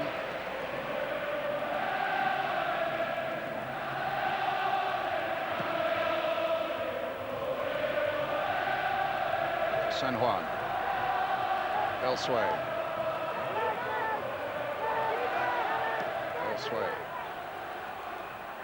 Oh, Adams almost having his shirt pulled off him there by Poyet. Well, I find that extraordinary that the free kick's given Zaragoza's way.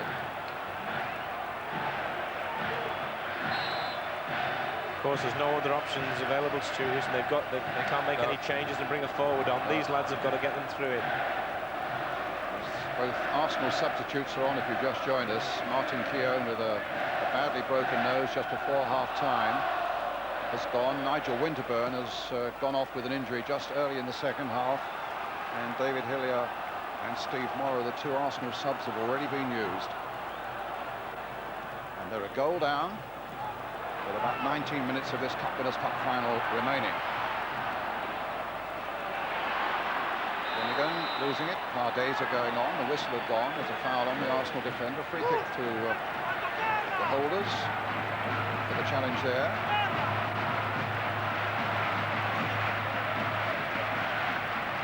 Hillier does well. Finds Parler. Bit of space now. Dixon taking it on. Oh, he very nearly got that through to Merson. Flag is up for offside against Sneijder. Couldn't have been more than about 5 yards inside the Arsenal half. The score of the remarkable goal so far. It's a lovely stadium here, built in 1970.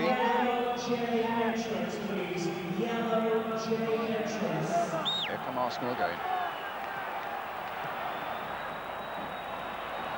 Boyette up there, but that time beaten in the air by Tony Adams. He's having a real running battle, Adams is, with the referee, verbally that is. Happy with the treatment he received as he went for that ball there. This is the goal again. It's the first touch is excellent, the volley is just memorable. And it was always going to take something like that to beat David Seaman, because anything they've anywhere near him, quite a bit away from him tonight, he's handled very well, but he just can't do nothing about those sort of things. Pardeza to Belsway, offside against Sneijder. And I think that's good refereeing, because the rule is, if anybody's in that area of what they call, you know, where the ball comes, and he is, even though he's trying to come out of it, it's that push afterwards that the Spanish fans are bawling about, but I don't think there's anything in it. Handbags at 6 pace or even 10 paces. Seaman right outside. And they're wanting Sneijder to go back 10 yards. I hope David Seaman's kick is a good one. Sneijder couldn't have been more than 7 or 8 yards when the kick was actually taken. Merson got up well there. Morrow backpedaling. Couldn't prevent the Zaragoza player, San Juan, getting a touch there, and that one there, but it was knocked out this time by Tony Adams, played on by Hillier, up to Hartson again. Arsenal's throw. You see the pitch there, Brian, that ball just wouldn't sit down for him, it just kept bouncing higher and higher. It gave him a difficult task in the end. Caceres, San Juan, to Sneijder. Just as well for Arsenal that Dixon got a hold of that one. Pardeza was on the far side, Wright won't get to that. Goal kick. Yeah, Wright's really annoyed there because he pulled off into a great position, but the quality of the ball in the final third just wasn't good enough. What I'm pleased to see there also is that the temptation by Zaragoza now is to waste time. The goalkeeper was going to take plenty of time getting that goal kick going, and the referee was across very quickly indeed to make sure that that goal kick was taken. Stuart Houston there keeping a check on the time on his player's behalf. Well, there's a quarter of an hour left still. Morrow does well at full stretch, but then gives the ball to San Juan. Here's Pardeza, the captain. Boyette, Belsway, Pardeza, but Finnegan gets it. Tony Adams playing much further forward, as Overture pointed to me there. Yeah, he's sort of got to play centre forward. I mean, there's still a lot of time left. They don't go and chuck away any chance by being too adventurous. It's not something that Arsenal probably have been accused of very often, but he's gone up to play as an orthodox centre forward, so they're really going to just throw everything at them. Well, they've got him behind them now. Ray Parler, a little touch by him. Merson is a chance here, possibly. It's got in! Arsenal have equalised. Ian Wright.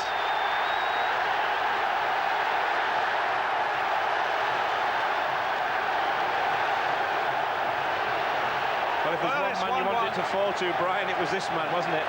And now they've both got the record. Well, that was amazing. And Parler had a big part in it. A deflection there. The ball comes across.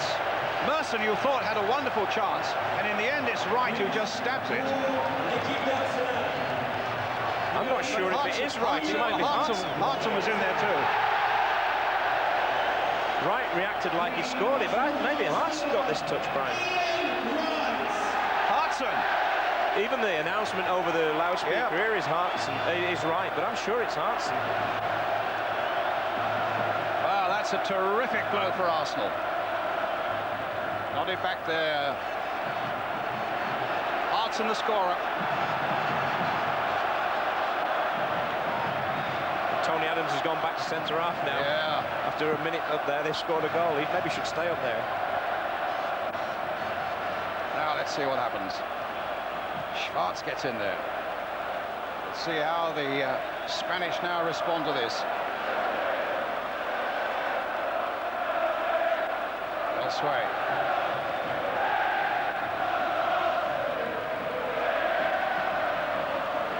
San Juan. Oh.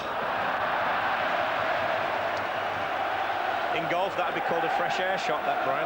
Absolutely. Just replace the divot and walk away embarrassed, but he just took his eye off the ball. Even at this level, you know, top-class players, they do it occasionally.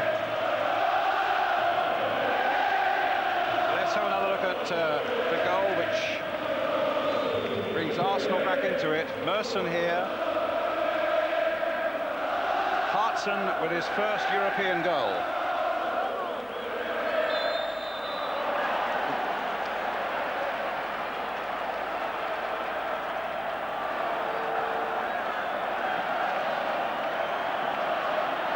Snyder's a little bit lucky there. He had a little dig at Adams after that event, and the referee saw it. You saw him there just saying to him, "Hey, pal, don't think I didn't see that." I think the referee's done very well, Brian.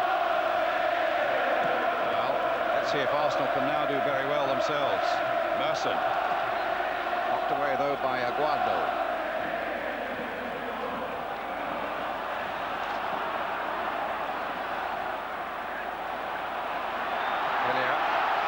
Dixon.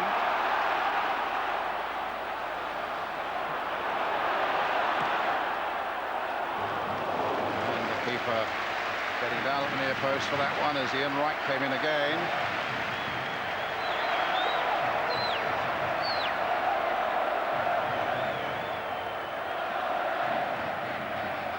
It's a foul by Tony Adams. He's riling his Snyder now. They take this free kick quickly. Poyet's up there.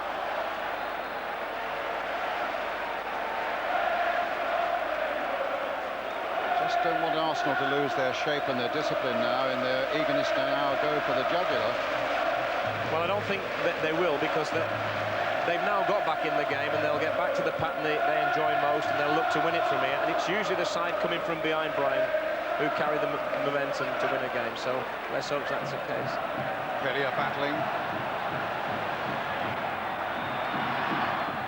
Aragon. Poyet.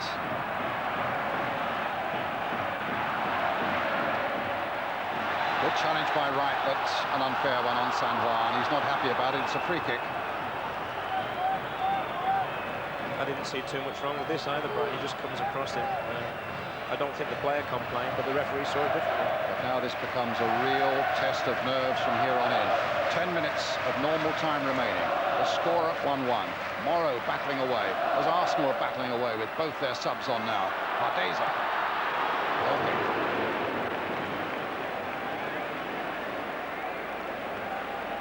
Here's the Hartson goal again. Great work in the first place by Parler. Suddenly it comes in for Merson. Merson then plays it in here. He does very well because he's falling backwards and he gets a good enough strike on it. Merson actually, I think the goalkeeper especially thought he must shoot here, and he got himself pretty much towards his near post, and that's probably contributed to his downfall in the end, because he didn't go in the corner of the net, he went 2 or 3 yards inside the post. I mean, certainly the first look that we had at, we were confused by it, and the Arsenal players themselves all ran to Ian Wright. That's right, it's the way Ian Wright ran away, you know. He ran as if he'd scored the goal, and of course he was quite close by, about a yard behind that. I don't think it matters who scored it. It's a crucial goal for Arsenal, because they were starting to chase the game and they really needed that, lessening the scores. Adams has now gone to lock up the back door. Finds Morrow with this one. Get forward again towards Ian Wright. Hartson. Hillier. Wright onside. No flag. Curls it in again. And Hillier there just nodding it forward for Parler, giving Arsenal a bit of width on that right-hand side now, Kevin. Yeah, like I said, he probably can't man-to-man mark quite as good as Keown can, but he's certainly a little bit more inventive, and I think they've profited from that, certainly in this second half. Dixon to Hillier. There's a cross coming in. That time Sway gets it away. It's already headed one off the line, remember, from Merson. Parler. Was he brought down? Yes, I think the free kick's given. Or is it a corner?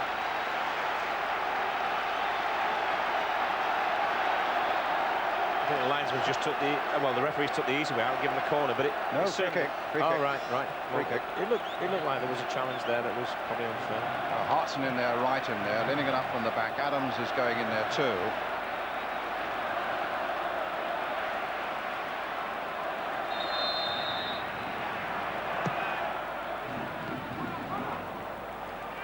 Dixon will fire it back in again. At least play it down the line. He hoped to play it down the line towards Stefan Schwartz, but it didn't look like reaching him. Merson getting back. Here's Morrow.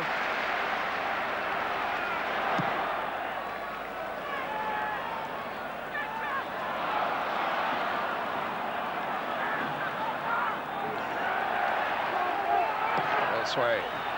There's Snyder. The flag has stayed down again. Pardeza's in there as well. Pardeza. No penalty.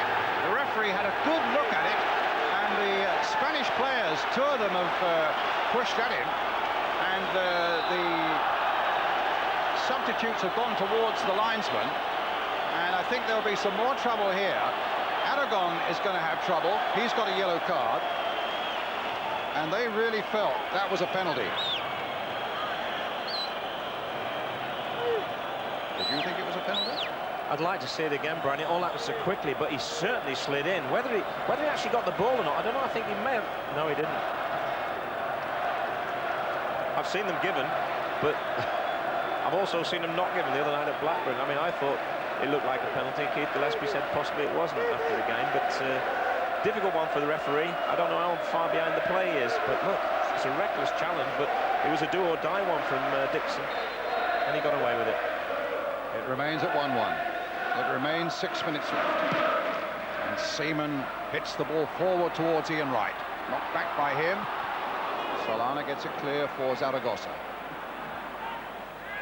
Parler didn't come back quickly enough. It's offside, and the ball was punched away there by Hartson, which was a stupid thing to do. He's already got a yellow card right early in the game. The game's swung again. It's now Arsenal who are having their spell. No team's dominated it, but they've all had the little spells where they've had the better of it. And now it's Arsenal, it seems to me, who possibly can go on and win it in the last 5 minutes if anyone's going to win it. Right. Latest score, Manchester United 1, Southampton 1. A game, of course, that Manchester United have to win to keep in touch. And West Ham 1, Liverpool 0. West Ham's survival hopes in the Premiership enhanced by that scoreline.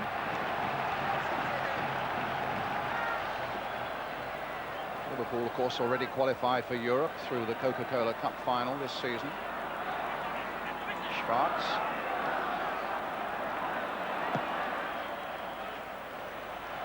Hartson.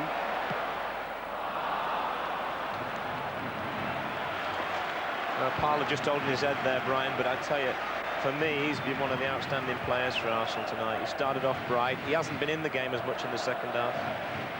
How'd you like to have a seat next to him? Yeah, when you've got two teenage daughters, that wouldn't bother you, I tell you. Up goes Adams, wins it very comfortably in the air, finds Ian Wright with it. Wright trying to turn it over Aguado, obstructed by the Spanish central defender.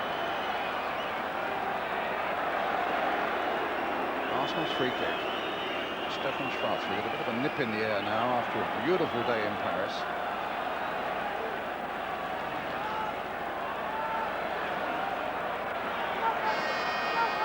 I think even this is a little bit far out for Stefan Schwartz. This is 40 yards, isn't it? 30, 35. It looks like he's going to hit it. It's got to be an indirect, hasn't it? He's going to just touch it though, I think. Wouldn't have been indirect. correct. I thought that was given for obstruction.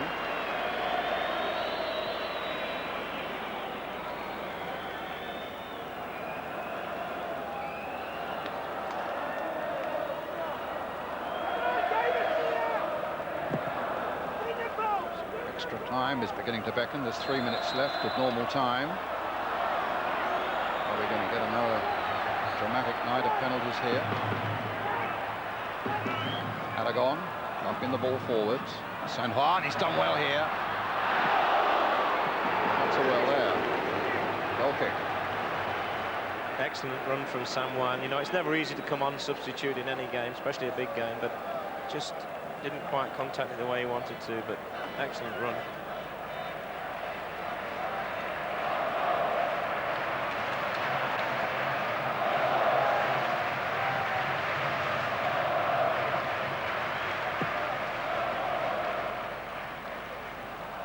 San Juan again for the header. Hartson trying to go up. It falls now for Merson.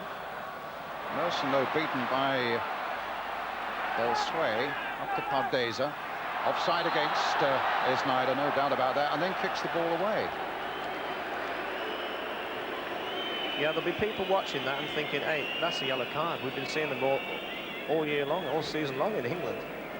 But he's telling the lies on what he thinks of it. I don't know Spanish, but it didn't sound very nice. Morrow. It's a keeper's ball, but Hartson's going for him, and the keeper didn't know where he was for a moment, but the foul's given against John Hartson. He was jumping at the goalkeeper.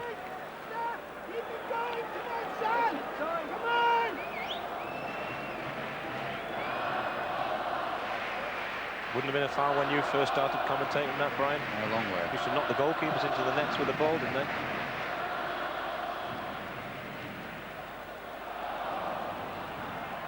Aguado. San Juan. Schwartz getting in very niftily indeed. Back to David Seaman. Right. Poyet gets it again. Pardeza's drifted onto the far side now. Here's his cross. It came off the Arsenal player, and Seaman there just getting in before Poyet. Poyet challenging Seaman. Seaman grabbed the ball, and the Uruguayan, in fact, banged into Seaman. Got a little deflection. This and made it a little bit more difficult, but David Seaman was so positive. Poyet feels like he's hit a brick wall there. Yes, nice feet. He's okay.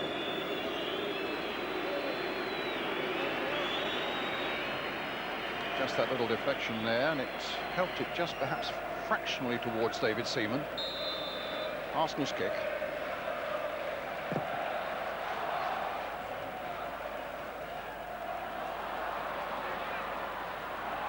Pardeza. Free kick there for a foul by Hillier. He's a busy little player. He really is. You can see why he's captain of the side. He leads by example. His work rate's tremendous. Greater time added on at the end of 90 minutes. Extra time now is beckoning here in the Parc des Princes. Another foul conceded this time by Hillier. Free kick taken too quickly.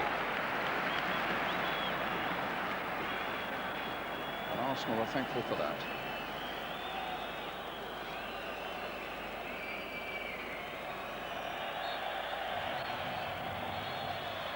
Well, there we are. That's the end of 90 minutes. The second 45 was much better, Brian, It was much better, and it's going to get even better now in terms of the sheer drama of it. We stand at 1-1. We take a break. We'll be back for the whole of extra time. We won't miss a thing, but it's 1-1 here in the Parc des Princes.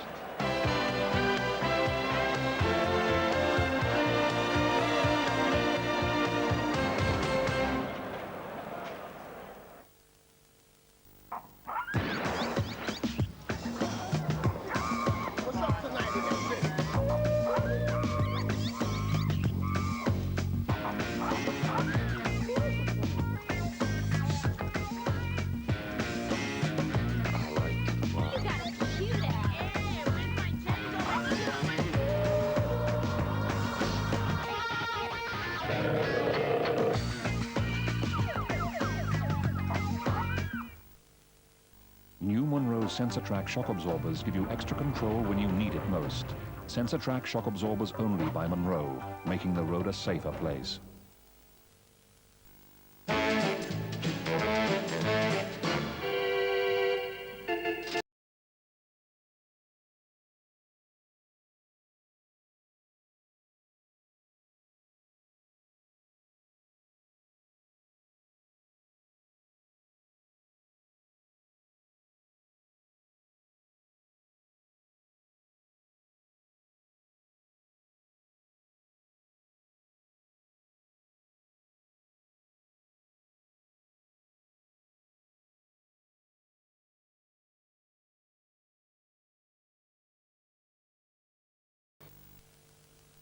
You can get all these kitchen units and the appliances and save over £250 at B&Q.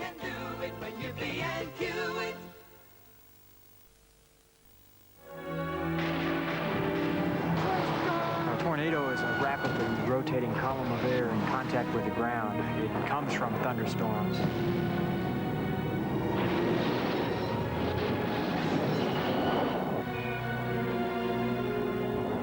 Drop probes into the paths of tornadoes, trying to get an idea of what kind of force is contained within these vortices. Maneuverability is very important. In split-second situations, there's very little margin for error.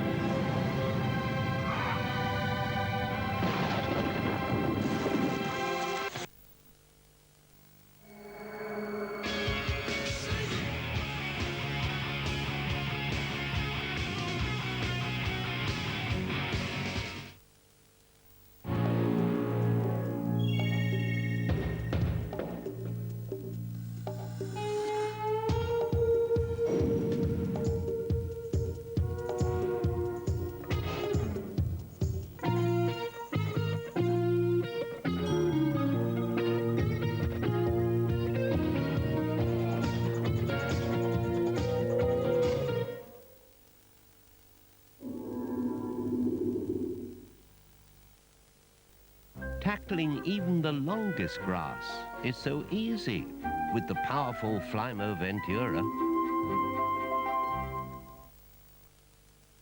There are no medals for being the shoulder to cry on, no awards for passing on traditions. But to the men who give their best every day, we offer our best. Gillette Sensor XL. Spring-mounted blades and microfins for the closest, most comfortable shave. And Gillette Series shaving gel for incredible smoothness. Sensor XL, it's our best shave. And that's something every man deserves. Gillette, the best a man can get.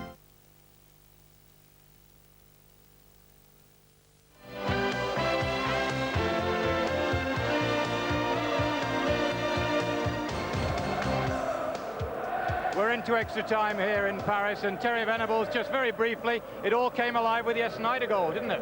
Well, we said at half-time that he wasn't playing particularly well, but you cannot leave him 1 second, because this guy is lethal around the box. He's been showing that all night. His control comes in very well. It comes out of the air there from a battle on a heading duel. Great left foot. One touch and he hits it before you can think about it. The goalkeeper's not ready, Seaman's not ready, and it's past him before he's even got control. But they refused to give in John Hartson's first goal for Arsenal in Europe. That's right. Well, Parler plays it back to Merson. Merson looks around him, sets him up, and he just whips it in across his left shoulder. He took it very well. Here we go then, back to Kevin and Brian. Thank you, Bob.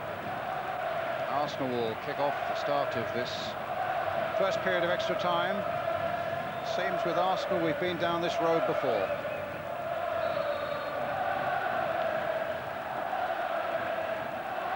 Dixon. Hit long towards John Hartson, into Ian Wright. Just couldn't gather the ball up and take it with him. And it's Naeem down this left-hand side again for Zaragoza. Snyder. Aragon. Here's Paul Merson. Again hitting it long, again seeking out Ian Wright, and this time succeeded in doing so, albeit on that far side, away from the most dangerous. Oh, my goodness. merciless, just whipped. It's a dreadful challenge again. Got away with it though. There's been a few that, I mean, I think in England the referees, most of them have been fairly strict on it. We're seeing a lenient attitude, to be fair, for both sides. That's the only thing you can say in the referee's favour. He hasn't prejudiced one side against the other. But it's a free kick for Arsenal. It's Merson with it. Adams and Linnigan are both in there, and it goes straight through to keeper Ceccarini.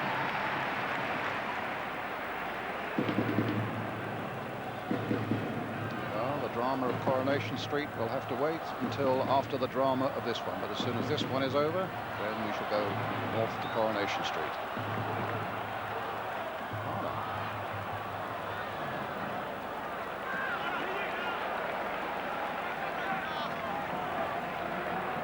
Got to remember, Brian, of course, they've used the substitutions, Arsenal, and I was watching in the break there.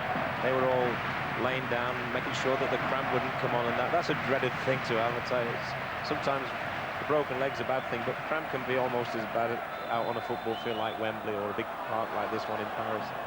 I hear also that Tony Adams is carrying something of a dead leg as well, but I mean, he's just got a soldier on. That's a good jump there by Linnigan. I don't think you'll get him to come off. There's Adams. Talked about the Zaragoza captain leading by example. None more so, with of course, than Tony Adams. But here's the free kick.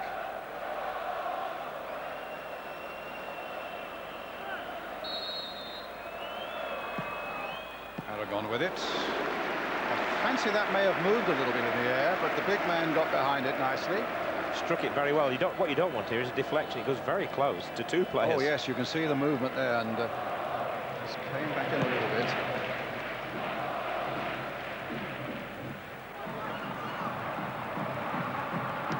Petras gets it away. Poyet. Schwartz with a header. Poyet, who stands 6'2", went nicely in the air with Zaragoza. Is Snyder, scorer of that brilliant goal for the Spanish Cup winners.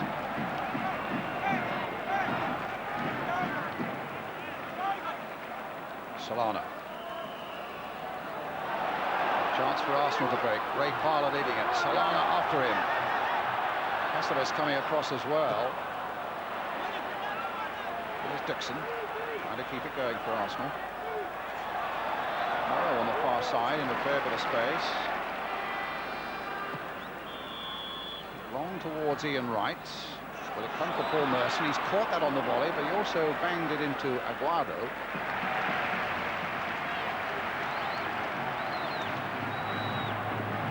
Elsewhere. Adesa.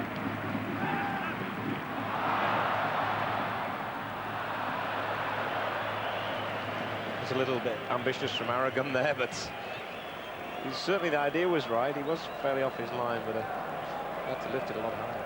Good vision, but carried out not so well. Hit towards Hartson. Knocked down by him towards right. Hartson is increasingly a handful in this game for that Zaragoza defence. There's Snyder being watched by Linnigan, but it might fall for Snyder. My goodness, he caught that in no time at all on the turn. Just got that little bit under it.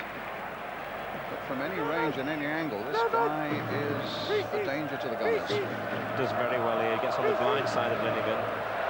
And if he'd have executed the way he meant, it would have caused Seaman trouble, but as you see, just gets underneath it.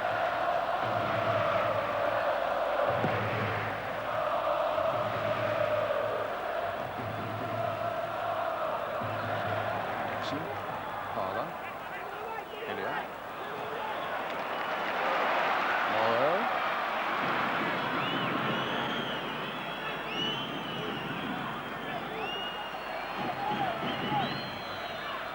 Hartson having his shirt tugged there, but undetected by the referee. The Spaniards get it away again, up to Snyder. Hit long again, and he's off once more. Snyder being chased by Dixon. The challenge was outside the box. The corner's given.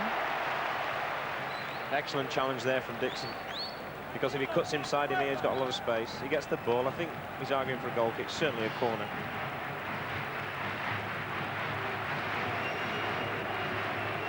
Naim will take it. Poyet, 6-footers there. Guado's come up with this as well. Play it short with Pardeza. Naim again, a slightly different angle. Curled in once more. Oh, and a great save! Oh, a wonderful save by Seaman. And he gets a pass there from Esneider. That is a terrific save. Watch how he twists back, gets it on the post, and then he has the bit of luck he's earned with this save, Brian, because it comes right back into his, almost his backside, then into his hands. Well done, that man. Great save. Well, Aguado's header was perfectly placed. Instead of that, it's Poyet now, playing Belsway.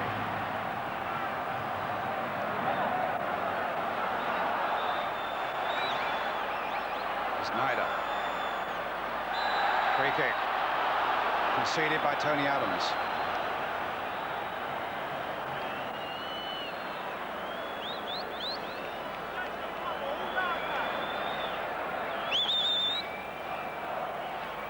Snyder's proven a little bit of a handful, isn't he? I mean, he hasn't been involved in the game every minute of it, but whenever he's had possession, he's always looked to be inventive and to run at people. And, Naim and Aragon behind this one. Belsway as well. Naim, I think, fancies a chance. They're claiming that Adams is not 10 yards back. Aragon might be the one, though. He certainly hit the last one well from this distance.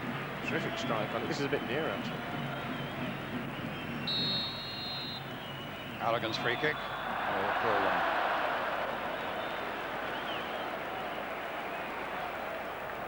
And certainly as the minutes tick away in this period of extra time, this is the first period of extra time, 2 of 15 minutes. You wonder if this man here, with that wonderful save a moment or two ago, and just, well, boy, I didn't have to touch that one, whether he's going to be a hero again tonight for Arsenal.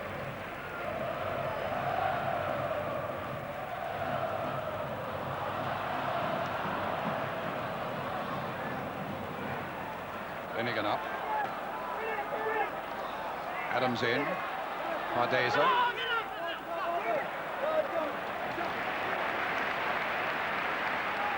Don't attempt Providence, but if it does go to penalties, you would strongly favour Arsenal on the basis that they haven't got their first-team goalkeeper, Zaragoza, but also Seaman has become such an imposing figure. And they will know all about the penalty shootout against Sampdoria. Nobody actually would fancy in this situation taking penalties against him, would they? Well, it will get, it's the old chestnut, isn't it? No one will fancy taking him anyway, but some have to, you know, 5 have to go out there and do it. But Arsenal had good practice against Sampdoria, didn't they? Maybe that'll stand them in good stead. Caceres hitting it long towards Esneider. He won that well in the air above Tony Adams. Pardeza again. Schwartz getting back. Pardeza is writhing as though poleaxed. Get up, says the referee. You're not that badly hurt, but he's given a free kick to Zaragoza. Yeah, the amazing thing is, Brian, if he's given a free kick, you really should look at what the offence was and maybe a booking, because it had to be off the ball. There you go, Finnegan. Yeah.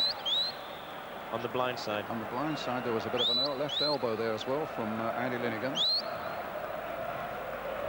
So another free kick. Will Arsenal be punished? Poyet behind it. Naim behind it.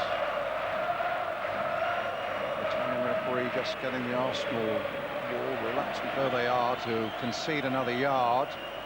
It's going to be Poyet, Uruguayan. Here's his free kick. It's straight at the wall, not a very good one. Plays it to Pardeza, who won the free kick, whips a good cross in there. Steve Morrow with a header, buying a little bit of time there for Arsenal. Poyet with that header. Good anticipation again from David Seaman. Just looking there in the midfield and watching Schwartz running around. I'm just thinking he's just been playing about a year now, because it's not the World Cup last year and he's still playing down nearly middle of May. I mean, long old season for these players, and of course we all know what the heat was like out in the States, and they must have been in training camp for probably a good month before it. So I mean, that's nearly a 12.5-month season, and I bet he'd be glad of a holiday this year, and with a Cup Winners' medal to put on the beach beside his towel. That's right. His dream. Well, the same applies for Caceres, man on the ball at the moment. played in America for Argentina. Aragon. Hitting it again towards Snyder, who was much more interested in having a little running battle with Steve Morrow than going for the ball there. Merson going wholeheartedly for that one, but didn't fall for him. Poor ball played straight to Schwartz. He's knocked it over the head now for Wright, who's got Hartson waiting in the middle. Penalty say the Arsenal fans, nothing doing, says the Italian referee. Wright battling on, in the end has to concede the ball, and Zaragoza bring it away again.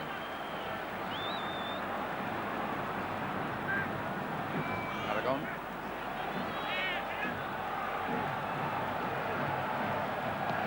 Sway, Poyet, Snyder stopped. Poyet coming on though. Naeem's made a little darting run, but the deflection and the tackle in the first place by Schwartz allows Hillier to find Parler. Coming towards the end of the first period of extra time, Hartson turning, trying to get to it, but Caceres is there first. Up to Naeem. Here comes Zaragoza again. Aragon. Snyder's waiting in the middle there for him. Still Aragon. Ardeza. Bringing Belsway on the far side. The fullback. Ardeza again.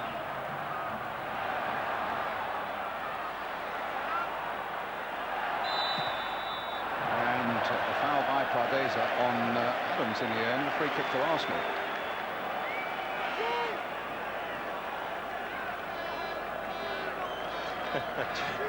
A little bit of a bantamweight against a heavyweight there. They say a good big one will always beat a good big one will always beat a good little, right? It certainly was the case there in terms of getting the free kick anyway.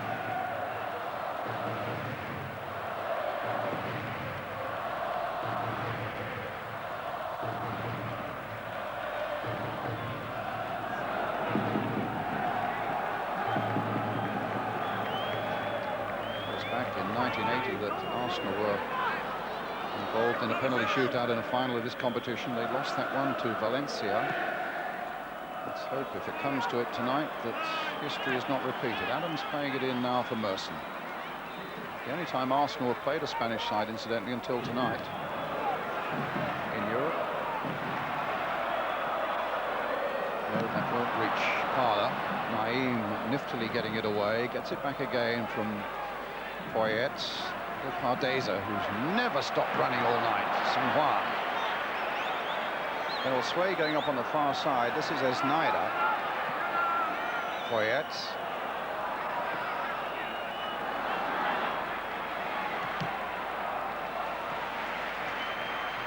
So we've got a minute to go. Still the latest score. Manchester United 1, Southampton 1. And now West Ham United 3, Liverpool 0. Mixed feelings there tonight in the Redknapp family. Meantime, it's Hartson flicking it wide now for Parler. Wright's on the far side. He's looking to find Ian Wright, but the flag is up for offside. Yeah, it is frustrating. I know how he feels. He's pulled off great, but this ball just isn't the right pace anyway, regardless whether he's onside or not. Very close, by the way. Was close, but he was offside.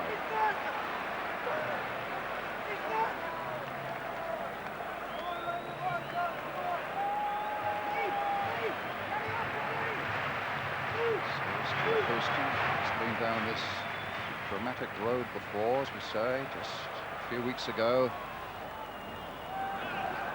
in Genoa against Sampdoria. That's the end of the first period of extra time.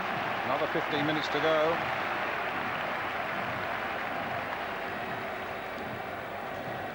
What's the game plan now, do you think, Kevin? There's the header there by Aguado. That really was a good header, and what a save.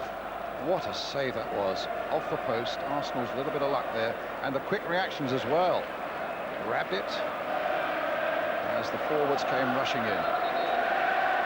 He earned that little look. It was a terrific save. When you see it in slow motion, he literally got his fingertips to it in every sense of the word, just enough to push it on the post.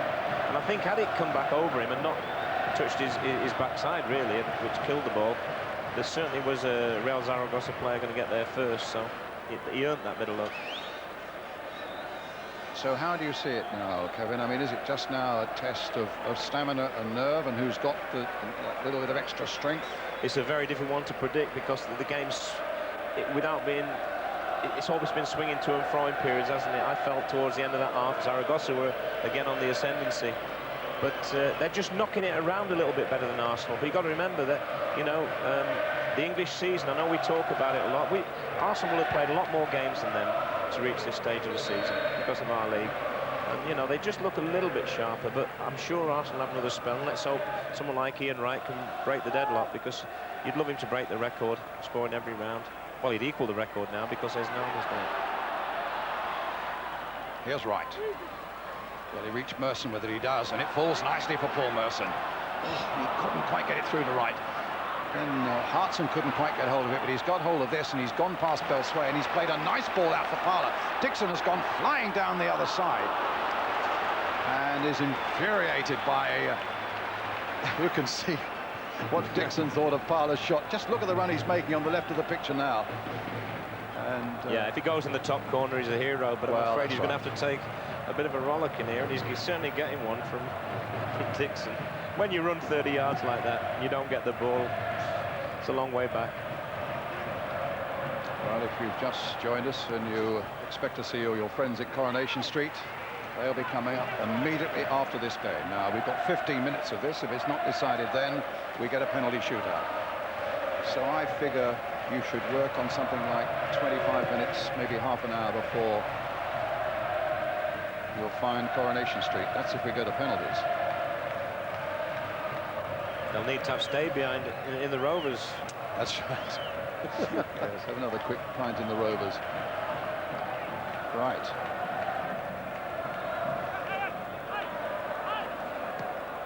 Now comes for Pardeza. Possibilities here. But it was Linigan who got it away, up to Schwarz.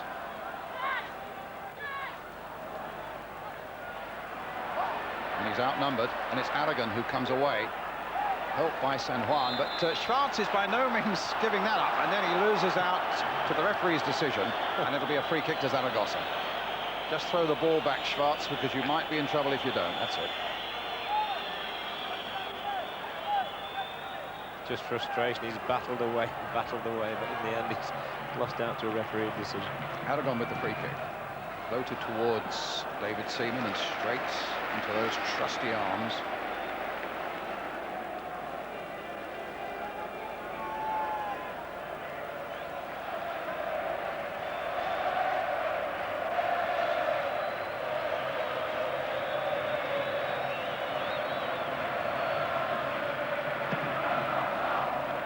Seaman hitting it long towards Hartson. He's up there again. He's winning his fair share of balls in the air now, but this is Cáceres with a long clearance. It's Snyder chasing. Linigan will get there first.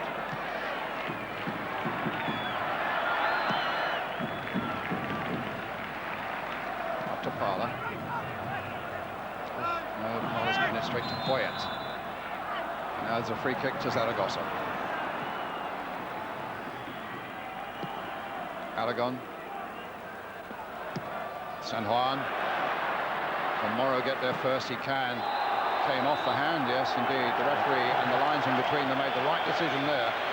He's done very well since he come on, Morrow. You know, Morrow, yes. It's never easy, and he does very well. I think you'll find he just hits him against his. Actually, it may have been against his own arm as much as anything else, but they got the decision. It is his own arm, indeed. Tony Adams stamping around there, trying to get some life into that dead leg of his. Hartson took that very well indeed, but he just can't. Yes, he's kept with the ball, and his determination, his sheer persistence there has won Arsenal a corner, and the Arsenal fans now responding to that. Merson coming across to take it, Linigan and Adams going up.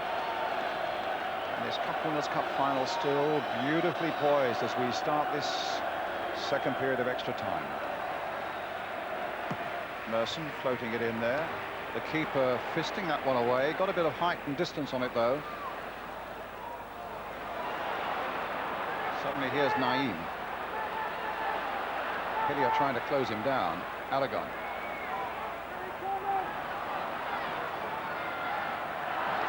Days couldn't get a hold of it. Dixon for a moment couldn't get a hold of it. Then just a little toe poke out from Morrow. Merson. This is good work here by Belsway.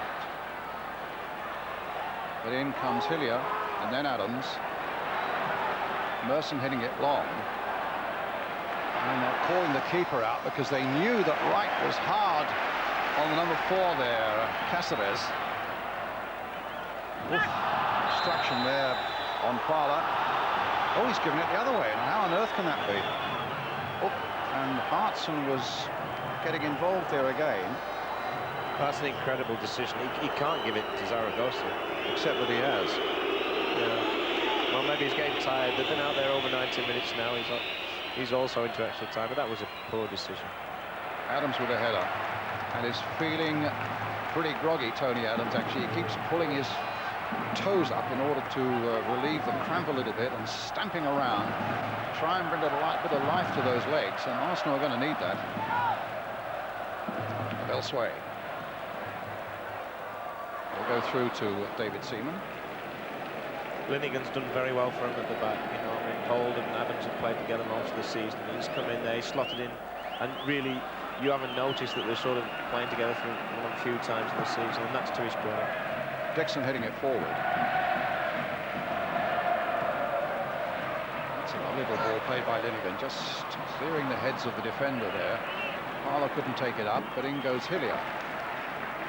Once again, Arsenal playing with dogged spirit, which we've seen so often from them in these big European nights. Free kick to Zaragoza. Schwarz claims that he won the ball.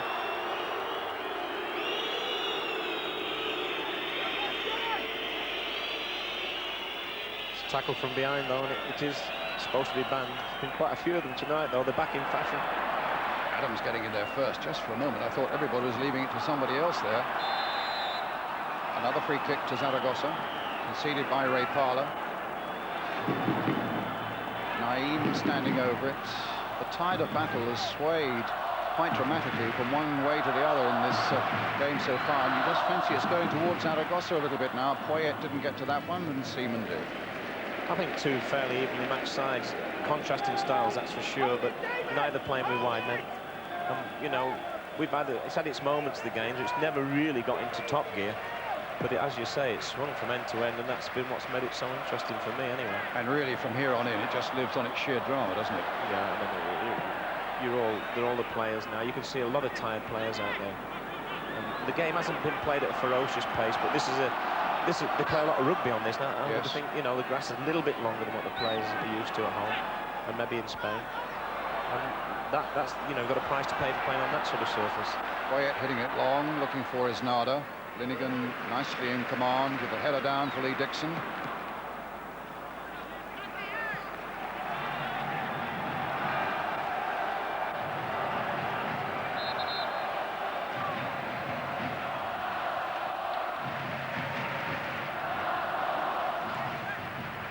Hartson turning well. He always does that so well. He just couldn't force his way through. But this should come for Linigan. Stefan Schwarz. There's a lot of space here on the left for Steve Morrow. Right. Trying to get Morrow in again, but Belsway had done his job well. Goal kick. Arsenal fans felt it should have been a corner. And another substitution coming on. Helly.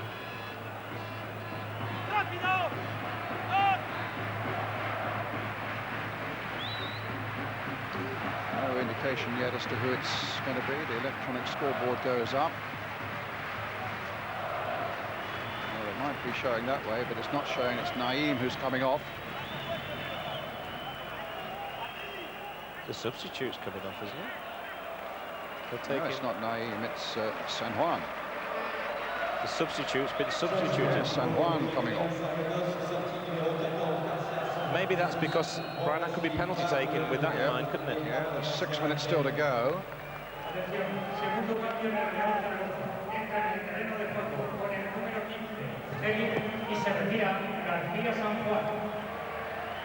Fresh legs, which Arsenal, of course, haven't got, but their 2 substitutes already being forced on them early in the second half.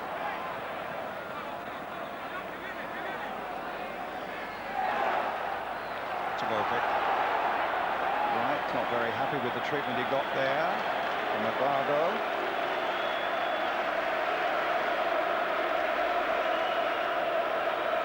Bit of fun and games there. Right, unhappy with it, gets up and shows that he's not happy with it. Got a free kick, or rather a goal kick to Zaragoza. If you take that little bit of aggression away from Ian Wright, then he would not be the same player. But he has managed to control it much, much better in the last 2 or 3 years. And I think he's played better because of that as well, although he's always scored goals. I think his general play has been better. Naim now has moved to the right-hand side of midfield with Kelly away on the left.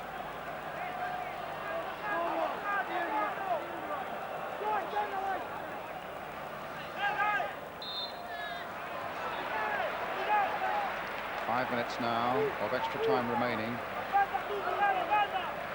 The clock moving remorselessly towards those penalty shootout. There's Hardeza. Good challenge though again by Adams. Dead leg he may have, but his timing was perfect again. He's certainly restricted, Ryan. He's not moving freely, but you know his determination is always, I think, always has been and always will be his main quality. All the rest of his game comes from that determination and will to win. Naim playing it in. Okay. I'd be interested to know what the referees back home think of Mr. Is it Ceccarini? Because there's 2 schools of thought back home on refereeing. The one is that, you know, the rules are there to be applied to the letter, and there's some referees doing that, and there's other referees who don't quite agree with it, who are refereeing, I think, like he has tonight. And, I suppose half of them are ill-pleased, and the other half he may well think he's not really put the rules into play often enough. Because there has been some tackles that have gone unpunished, but he's let the game flow, and it's not his fault. It hasn't been a fantastic game, that's for sure. He's tried his best to let it flow. Morrow hitting it forward now to Wright, ducking into that header, but Aguado gets it back.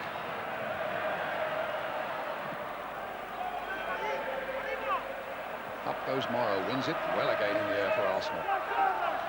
Naim with the back heel, and it comes through to Morrow again, thanks to the intervention of David Hillier. Down the line now, can Wright keep it in play? He can. Caceres has gone across there. The deflection, sadly for Arsenal, takes it straight to Aragon. And now to Helly, the substitute. Look at Parler getting back, though. As you were saying early in the game, he's got a terrific pair of lungs and legs on him. Well, I can remember the night he made his debut at Liverpool. Because I said he'd probably play for Ireland, and you said, why is he Irish? And I said, no, because there's a song if the Irish come in for Parler. And I can remember that, and he's, as he's got older, he has, you know, he's become much more, he's not a permanent fixture yet at Arsenal, but his all-round game has improved. 2-1 to Manchester United now. Hardeza hoping to finish this off, tries to get the ball in again there. Schwartz and Adams between them getting it away. And now Wright put clear by Merson, but the keeper's out quickly, spotted that danger, and very nearly hitting us with the ball with a clearance high up into the stand. West Ham have beat Liverpool 3-0. There'll be plenty of bubbles being blown down in London. They've survived. I guess that just about makes them safe, doesn't it? Yes, definitely.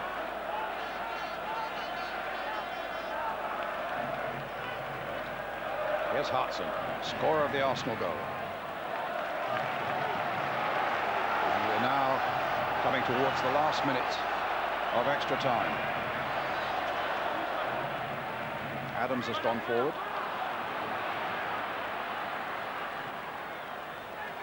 Just would like Adams to get back as well. But it's Arsenal's throw. It's with Paul Merson. And that'll be a goal kick. And I fancy they're going to get penalties. Because now we're well inside the final minute of extra time. And we'll this man be a hero? Or will David Seaman at the other end again do a fantastic repeat of his night in Genoa? Or will somebody be a villain? Because somebody be a villain. People tend to remember who misses penalties in games like this. David Seaman, all he could do is lie in the back of his goal, and with the most extraordinary goal possibly that's ever been scored in a European game, certainly in a European final, Zaragoza looked as though they've stolen it. Have you ever seen a goal like that in a European final? And there's the man who was such a hero just a few weeks ago in Genoa, who's now caught off his line, and Naeem's shot is over the top of him and into the back of the net. Tremendous vision from Naeem, and I don't think David Seaman's done all that much wrong, you know, but he's starting to struggle now, and suddenly you realise he's not going to get it, and he's actually pushed it onto the underside of the bar and in, and I mean, people see it as a mistake. I just think this is tremendous vision, and it's just gone in the one place that this man can't get it. Look, right, just gets a fingertip to him. Agonising. Look at them open-mouthed people at the back there. What a heartbreaking end. Zaragoza have won it with that goal in the very last minute, and David Seaman is absolutely in despair in his 6-yard area.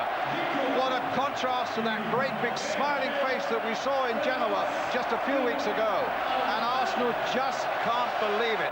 They were gearing themselves up for another supreme effort and felt no doubt they could confidently go past them and win it on penalties. And now with that amazing, unforgettable goal by Naeem over the head of David Seaman from what, 60 yards? It must have been. Schwarz has gone back there. Pat Rice is out there as well to try and console the Arsenal goalkeeper. You say, Kevin, maybe he didn't do an awful lot wrong, but there was just that yard or so beyond what he would needed to have been, and Naeem with terrific vision. But how can you legislate for things like this, Brian? You know, I mean, he's not that far off his line, but suddenly the distress signals are out. And it's gone in the only place it can beat him. I mean, of course, there's a bit of luck attached to it. You've got to give credit to Naeem, but, you know, I would be reluctant to blame David Seaman for that. I mean, he'll feel that it's his fault, I'm sure, but, well, vision, tremendous vision. He's been beat by two. I mean, never, ever has a European game been beaten by, I mean, you call it a freak goal if you like, an extraordinary goal, a wonderful piece of vision by Naeem, but never, I can tell you, has a European final been beaten by with a goal like that. Absolutely astonishing, and the Spanish celebrations are well and truly underway. Well, there's Sneijder, who scored it. There's Martin Keown. We've got a shot of him. And so Arsenal are out of Europe next season as well, remember. They had to win here tonight to qualify for European competition next season. Kelly, who came on as a sub, and Aragon, who played such a big part in the midfield for Zaragoza in a night that hasn't exactly been marked by skillful, exciting football, gritty football, yes, and we always knew it was going to end dramatically, but nobody ever could have visualized that it was going to end with that sort of drama there. Hartson, who scored the goal for Arsenal, but equalised the one by Sneijder, and then Naeem. That really hurts when something like that happens. You know, I know I always say it, but the winners can laugh. They're all over there in front of their fans, their players, and the losers do have to just make their own arrangements in these situations. And, you know, Arsenal, they've given it their all. They've had to put the two subs on early. They've come through all that, and then to lose to a goal like that, which everyone will have a different opinion whether it was a great goal or a mistake. But Doesn't, at the end of the day, the world turn upside down with David Seaman? I mean, was a hero and everything else in Genoa, and he will feel. You're right. I mean, maybe there's a reason for it and so on, but he will feel. Just look at that face now. He knows that there's been a mistake made, a vital mistake made, and that he's made it. Don't forget, Coronation Street, ladies and gentlemen, comes up after this. We'll see the presentation of the cup, though, and here's Naeem's shot. I mean, it's got to be, at that angle, it's got to be between 50 and 60 yards. Poor David Seaman backpedaling, maybe jumped a fraction early, actually. Well, he didn't know where he was, Brian. No, you know, right. he had no idea where he was in terms of the post and the crossbar. And but look at the astonishment on the faces behind the goal there as well. well, they've never seen anything like it. I've never seen a goal like that. for a long, long time. I mean, Pele's in the World Cup that nearly beat the keeper was astonishing, but it was different. We've really seen something remarkable here tonight, and it's a shame that it's decided the game. And to think that a man who had 5 years at Tottenham, Arsenal's arch rivals, is the man who's actually won it for Zaragoza. Naim. Bright in tears. It wasn't to be in the end. He missed the final last year through suspension. He hoped so badly for himself and his family that he would get one here tonight to make it a score in every round. Pardeza coming across to shake hands, I noticed there, with Tony Adams. It hasn't always been played in that spirit tonight, to be fair, but Pardeza going right round the Arsenal players, shaking hands. That's Cafu, the Brazilian, who couldn't play tonight because, of course, there's a limit on the number of foreigners you can play.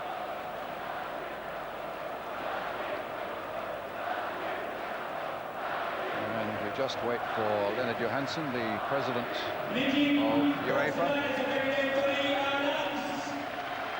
Tony Adams gets the loser's shield this time, and Arsenal, as so many before have done, failed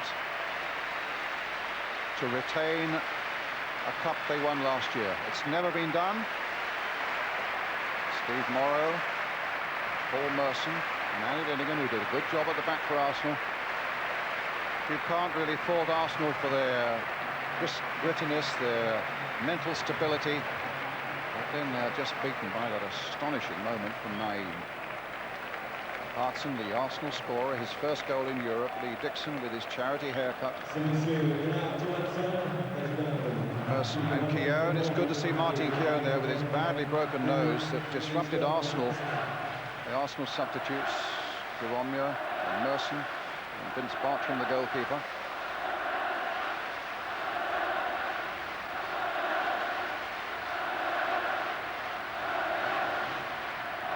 Well, now the moment as Pardeza takes the Cup Winners' Cup. A great moment for him and for his club.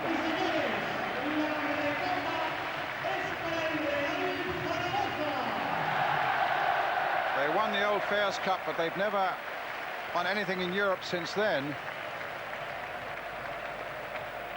They've never won the Spanish title, but they are firmly in Europe now for next season. Arsenal beaten by a freak goal right at the end of extra time. Let's just go and rejoin Bob Wilson. Right, thank you, Brian. Forgive me if I find it very hard at this moment to find a smile, as it was my goalkeeper who, Terry, was involved in an amazing moment, really. I've seen Naim try that many times, but it was a terrific effort because it wasn't just a lob. He hit it. He really hit it with venom. And his starting position is okay, isn't it, for a ball over the top? I thought it wasn't too bad. I thought he really just got punished more than he possibly could have been done. As Kevin said, he lost his position and he was trying like mad to get back. And the whip, the dip that came from it, it just beat. That's what beat him. Yeah, it is so sad because he made a fantastic save as well, didn't he? Incredible save. I mean, that's possibly the save of the night. He had a bit of luck with it, but it was an exceptional save.